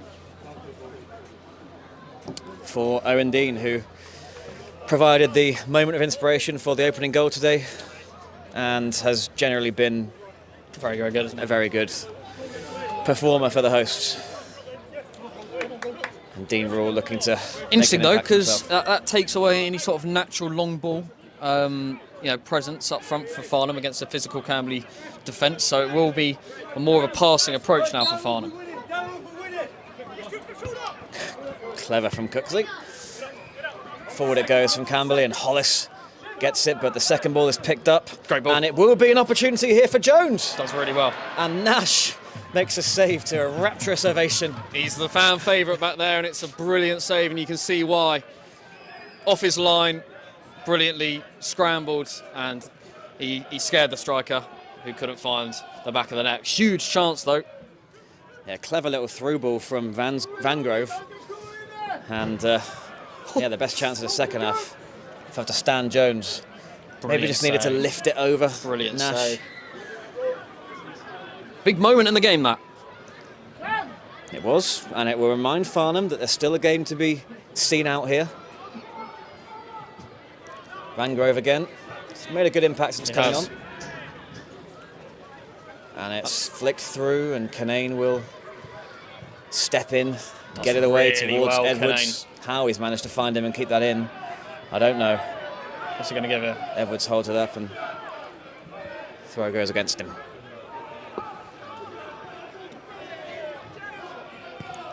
Forward by Atkinson. Karoma Tell you what, looking for Edwards. nice touch. Liddle. Now wide. Rule is on the right-hand side, and there goes that run from Jackson again. Nice. Liddle. Inside. Yeah, Rule waiting for it. Just can't quite work it into him. Cooksley. First time ball to Liddle. Cooksley again, and he's got a bit of space to drive into here. Oh, Looks it's for the right Edwards. idea. Bit It too was the much right pace on idea. the pass. Bit more swagger about Farnham these last few minutes. Yeah, bar that chance, which is kind of the first chance for an open play that Camberley have created. Farnham have looked better, but they will have a different approach with these four forwards on versus the four that started. Camberley heads certainly haven't dropped. They No? want to come away from here with at least a goal to celebrate. I remember Alton celebrating their goal when they were 6-0 down. And why wouldn't they? Karoma. Sanders, that was really well timed. Joe Jackson again. Jackson. Edwards is in the middle. Sanders coming short. It will be a Sensible. throw. Looks like Hollis will stay back this time. That's clever. Edwards. Oh, he Thought he was going to go over. Sanders. Another throw. Sanders turns the defender. Has to cut back and find Cooksley, who's always showing for it. As is Karoma, who has a goal to his name. Cries of shoot from the crowd. Clever. Sanders. Jackson.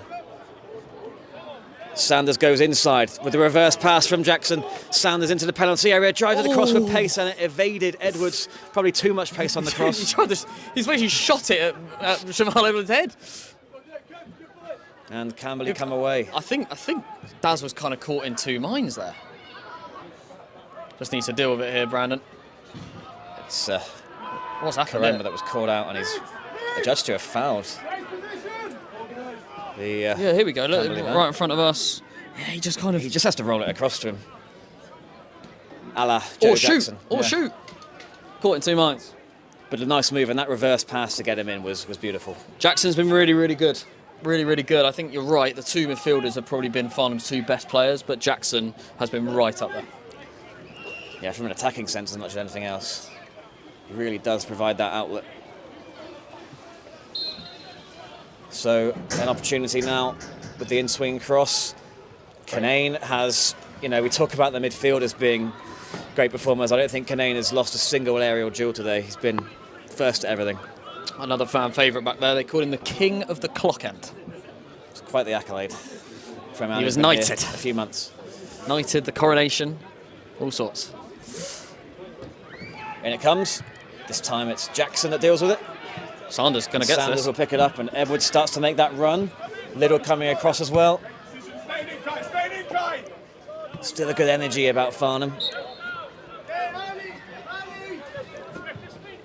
Still no activity on the bench as we move into the last 13 or so minutes. Ooh, bad touch that time from Jackson, and he gives away, well, I thought he'd given away a free kick. Farnham will come away with it. Ignores that one. And there's some space here for Karema to drive into, and he takes it past Sam Whitehead. Or no, he just needs to settle down. Farnham needs to get back into the way they were. Edwards lets it roll past himself. Rule. Bit of a sloppy touch from him, but it finds Edwards. And here's Cooksley. Nice. Jackson. Time. What's he got on his locker this time? Cuts it back to Sanders. Well, I'm not sure whether that was intended from it at either stage of that. Joe Jackson, dreadful touch. Terrible cross. It's found Sanders, who's mishit it.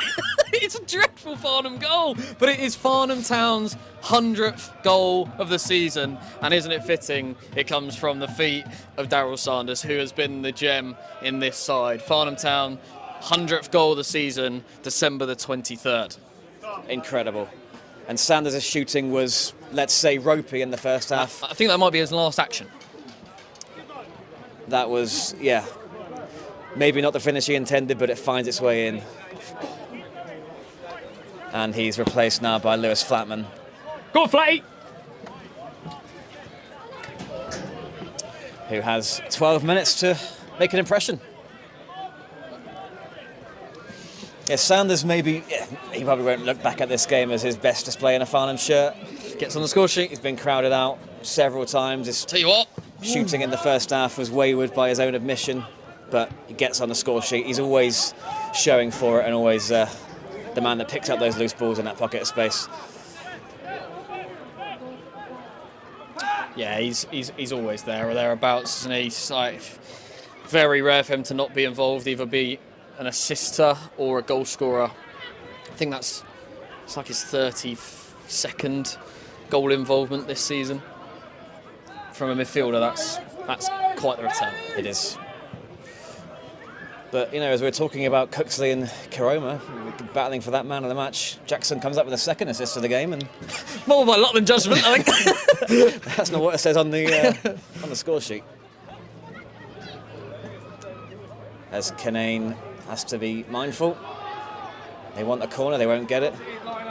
It was the initial touch from Jackson that kind of... It was dreadful. ...got that move all out of kilter and probably bamboozled the Camberley defence as much as anything else. It was a lovely pass from Cooksley. It just needed a light touch. He uses his lead foot. But the scoreline much more like it now in terms of what this crowd wanted to see and what absolutely the management wanted to see. Absolutely. And I'm always pleased to, when a lot of fans come out, especially lots of kids, come and watch goal scorers. Really important. Really, really important to that, next generation of Farnham Town fans. Taylor. Well, Hollis. It's never a foul. It was a heavy challenge, and I think the ref might stop play for a head injury. No, he's fine. It was a meaty challenge from the defender. You're going to get that with Hollis, though. You're going to get that. No part of him is 50-50. He's all in or nothing. Yeah, no. Well, it looks like Taylor's a bit befuddled as to why he's not got a free kick. The interesting thing here, watching on, will be the standards that the back four will set now, especially those two at the centre back. Guy Hollis and Ryan Canane will be desperate for clean sheets. Pat Nash as well. And let's look back on that moment again. Like, we brushed over it because there was lots going on, but Pat Nash's save at 2-0. Just after we'd scored, keeping it at 2-0. Could have been a very different game for the last 10 minutes if they were chasing one goal. But he saves it down there, a one-on-one. We go down the other end. We make it 3. And here comes Kai Tanner for Lamar. The last 10 minutes. And yeah, Lamar Karoma deserves this ovation. We could be about to see any single player play central midfield. We'll soon find out. Tanner, I'm sure, will give the instruction if it's not him himself that's going to take out that position. It may well be. It might change form, mate. No, it looks like Kai Tanner's going to play the Lamar role. I like it. Progressive football here at Farnham Town. As Cooksley... He would have never, ever played there in his life. Lofts it forward and Edwards keeps that in. Kalu. Tanner gets his... Very good. First touch. Cooksley with all sorts of time and space. Little. Yeah, Tanner knows how to play this role. He's showing for it. Just offloading it to Kalu. Good football brain, down the corner for Rule. Nice touch.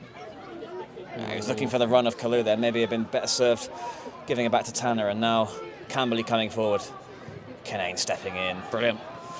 Brilliant. He's been brilliant all game. Little was hacked there a little bit, but we'll bring it back for a yellow card, I'm sure. Jackson, Flatman coming into the central area. So much movement now on this Farnham team with a lot of fresh legs. Good. Bent around the corner there for Tanner. Now he has some space. Shoot, Kai. It's good. Instead a pass for Jackson, who caps off a fantastic attacking display with a goal of his own. Brilliant Fantastic pass. Finish. Brilliant pass. And a really, really sensible, passed finish into the bottom corner from Joe Jackson, who has been fantastic. And Kai Tanner is the architect, playing in that deeper role. More of a playmaker in there. And yeah, this scoreline now. It's just what happens. Yeah. It's so difficult to defend Farnham and keep them at bay for 90 minutes. I mean, the percentage of goals first half to second half this season. It's not as big as you think. We've had a few romps where we've won 4 or 5-0 in the first half and we've just kind of gone, oh, that was fun, and not really scored in the second half. But we're getting there. I mean, look at the last 2 games. We're 8 goals in the second half versus 2 in the first. So yeah, it's just so difficult. When I think in the early part of the season it wasn't so much that, because we had lots of players who were in and out of form and they were on the bench, they weren't getting the minutes. Now all these players have got minutes under their belt, they're coming on just as fresh and wanting goals. Shams will be out there desperate for a goal. But there's so much movement among those attacking players, so much rotation, and I mean, to see Joe Jackson popping up in the middle of the goal. I loved it. I couldn't believe it. Calm as you like into the bottom corner. And a lovely pick out from Kai Tanner. Yep. Goal involvement for him in Really this brief cameo role. That's why he was brought in. He's got that creativity in him. Yeah, shame these goals in the second half haven't been scored in front of the clock end, but you know, we're picking at faults of this Farnham Town display, because again, this second half has been very professional. A couple of hairy moments over the course of this 90 minutes in front of the Pat Nash goal, but overall Farnham have been dominant again. And there will be teams watching this or listening from around the grounds who would have been very excited when it was only 1-0 after 60 minutes and would have been refreshing the timeline. And now it's 4. Normal service resumed. They will lock their phone and focus on their 3 o'clock game. The crowd having a bit of I think Mason Taylor's made himself a bit of a pantomime villain up front. He's hobbling around now. I think he'd be happy to be hauled off, to be honest. He's had his fun, and he was enjoying it at 1-0. But he could have opened the scoring himself in the first half with that header. Could have all been so different. And Tanner with a late tackle there. Nothing sinister in it, just very late and clumsy. Didn't come back and book the player there, did he? Probably done a favour by Liddell's honesty. We ended up scoring from that move. Yeah. That's probably why I forgot. Yeah. All about the clean sheet now for Farnham. Yes. And you're 4 what? Look at the minutes plus standards. stoppage time to keep it. Canane again. Wins his umpteenth header of the day. And finds Flatman. Tanner. Kalu back to Flatman. Looking for an option. Sense that Camberley have slowed down a little bit. Resigned to their fate. Cooksley. So involved today. Probably had the most touches of any Farnham player. He's been fantastic today, Harry Cooksley. As good defensively as he's been going forward as well. Obviously got Farnham's opener, but he's been brilliant. And Lamar, who just got subbed off for Kai, again, another masterful performance in central midfield for different reasons. Now Kalu bumming forward. Having seen his opposite fullback get a goal and 2 assists, he'll want to get involved himself.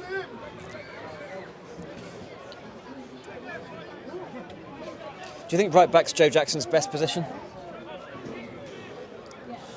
I don't know. Brought in as a centre midfield. I played all season last season at step 4 at centre midfield. Got signed in the summer by step 3 Hanwell for centre midfield. Came in here for centre midfield. Then he's played everywhere since. Left back, right back, centre back. He's been brilliant everywhere. I think he's just a very good, natural, high football IQ player. He can play anywhere, put him anywhere, give him instructions. Comes back to what we were talking about in the half-time break. You've got players now who can take on instructions and actually make them happen on the pitch. Done really well there. Good touch from Liddell as well to move it towards Edwards. Good shout from Cooksley. Nice. Liddell.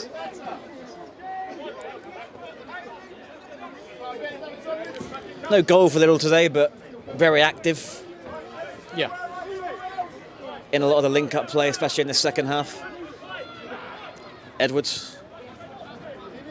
Tanner in holding midfield. Reverse ball, nice touch from Flatman. He was going for that sort of reverse pass into the path of either Liddell or Edwards, but neither of them could latch onto it. Yeah, quite incredible. 4 goals and none of the front 2 have contributed. Liddell, Shams, Postance, 3 of our most prolific goal scorers, 4-0. No goal contributions, let alone goals. No. Joe Jackson, the playmaker. Yeah. Owen Dean, the assist, obviously, for the first goal, if you count that for the penalty. It's not an Opta Town HQ, we don't count those ones. No. Only really on Fantasy Premier League are they count as assists. Taylor. He's been a nuisance up there. He's been fun to watch, to be honest. And that's all we can ask for on Christmas weekend. I look forward to the return fixture in front of a more receptive crowd. A smaller one. Canane. Mops up. The king of the clock end with a vintage display today. Oh, just as I say that. Commentators curse. What's going on here? Injury. I mean, even Ryan Canane will be upset that he's not scored today after those first half chances. He's probably had the best chance of the game. Free header, really. Yeah, the first one where he managed to get a good amount of pace on it. He did so well here, Canane, and then yeah, that's dreadful. Yeah, not one for the highlight reel. Oh dear. No, it's been an entertaining second half. I like to think we've sold out of bangers and mash. Yeah, you'd hope so. Every time I've looked over there, there's been somebody queuing up as they shut it down now. So next up for Farnham? Next up for Farnham will be Guildford away on 30th. I won't be here, but Guildford away on a Saturday afternoon, 30th December. Will it happen? Weather dependent. And then next home game here is against Red Hill on the 6th of January in the new year. First one to kick off 2024. Tough game. Red Hill don't play between now and then, I don't think. And I've only played one game or 2 games in 6-7 weeks due to weather. They've only played like 15 games total. Obviously, we've been in the Vars, which has kept our numbers back. But we'll get a big test there. Red Hill, I think they're 6th. Lots of games in hand on the playoff teams, so good side. We didn't play them. Taylor wins it. We didn't play them away due to weather only a couple of weeks ago. Taylor's on the deck again. I think he's looking forward to his pre-match pint and a bit of food and just get. He's looking forward to watching the Premier League, isn't he? Referee needs to put him out of his misery. You can't accuse him of not giving it his all today, as he wins another flick on there really well. And Shams. Happy to launch that one, Cooksley, as we move into stoppage time, and can't be much longer. Obviously, we had the Coroma incident. 1 or 2 small injuries, but yeah, I mean, the referee won't want to keep this one going for that long. We've all got families to get to. Rule beaten to it by the bloody-nosed Camberley man. Too heavy, and that kind of sums up it does. Camberley's afternoon from an offensive perspective. Farnham not looking to just see the game out. That's why you've got players that want to score goals. Flatman being one of them. Farnham have scored 101 so far this season as Shams lets it run. And Flatman is going to chase it down. Look at him go! Tanner steps in, lovely touch. Very good. Flatman, He's can onside. we see a 5th? Outside of the boot, cross into Edwards, and that would have been some assist. The audacity to try that at this stage. I enjoy it. That's what you get with Lewis Flatman, a real showman. Forward it goes, Taylor, and it finds its way through. Pat Nash comes out, makes it his, as he so often does. He's been very good today, Pat. He's been very good. Farnham will try and build one last attack. Yeah, when you've only got 1 save to make in a game, it kind of makes it extra difficult to make that 1 save when you've not been doing anything all day. But he was so alert to it. 1 minute remains, signals the referee. Clean Adam sheet. Liddell is desperate to get the ball. He just wants to play football. He just wants to score goals.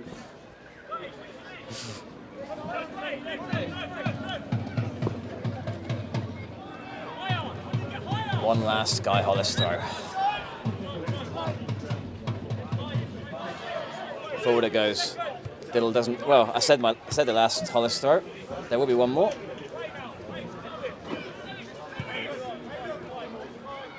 In fact, it'll be Jackson. And Cooksley shows for it. Nice control with his chest. Jackson finds Flatman in space. I want him to shoot. There's Tanner in I want him to support. shoot. He turns and just drags it wide. Don't blame him for taking the shot on. No, absolutely not. Absolutely not. I mean, he's dragged it. Not his finest connection with the football, but he'll be pleased to have got a shot off in general.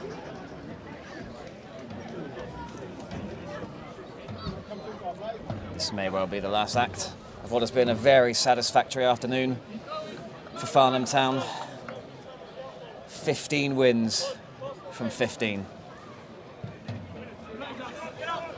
And a clean sheet to go with it. Tanner. Here's Good. Liddell. One more. Making the run. Liddell ignores him and instead looks for Rule. Oh! The flag was Offside. up anyway. Really nice cross.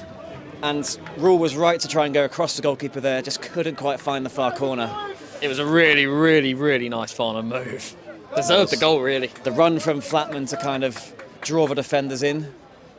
Just allowed that space for the cross, and then Rule was in the perfect position for it. And that's probably the last chance that we'll have.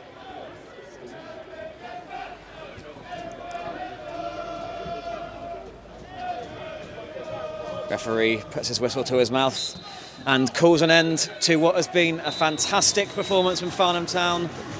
A second half display which saw 3 goals, making it a 4-0 victory, a clean sheet. Farnham Town top of the league at Christmas, 15 games, 15 wins, and making moves towards the title.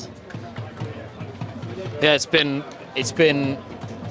one of those afternoons. I feel like I've had this experience a few times this season. It feels like deja vu. It was a tough fought first half. Second half, ultimately, too much in the tank. And Farnham see it off with goals from Cooksley, Karoma, Sanders, and right at the end, Joe Jackson, who probably for me takes man of the match after contributing to 3 of the 4 goals and being really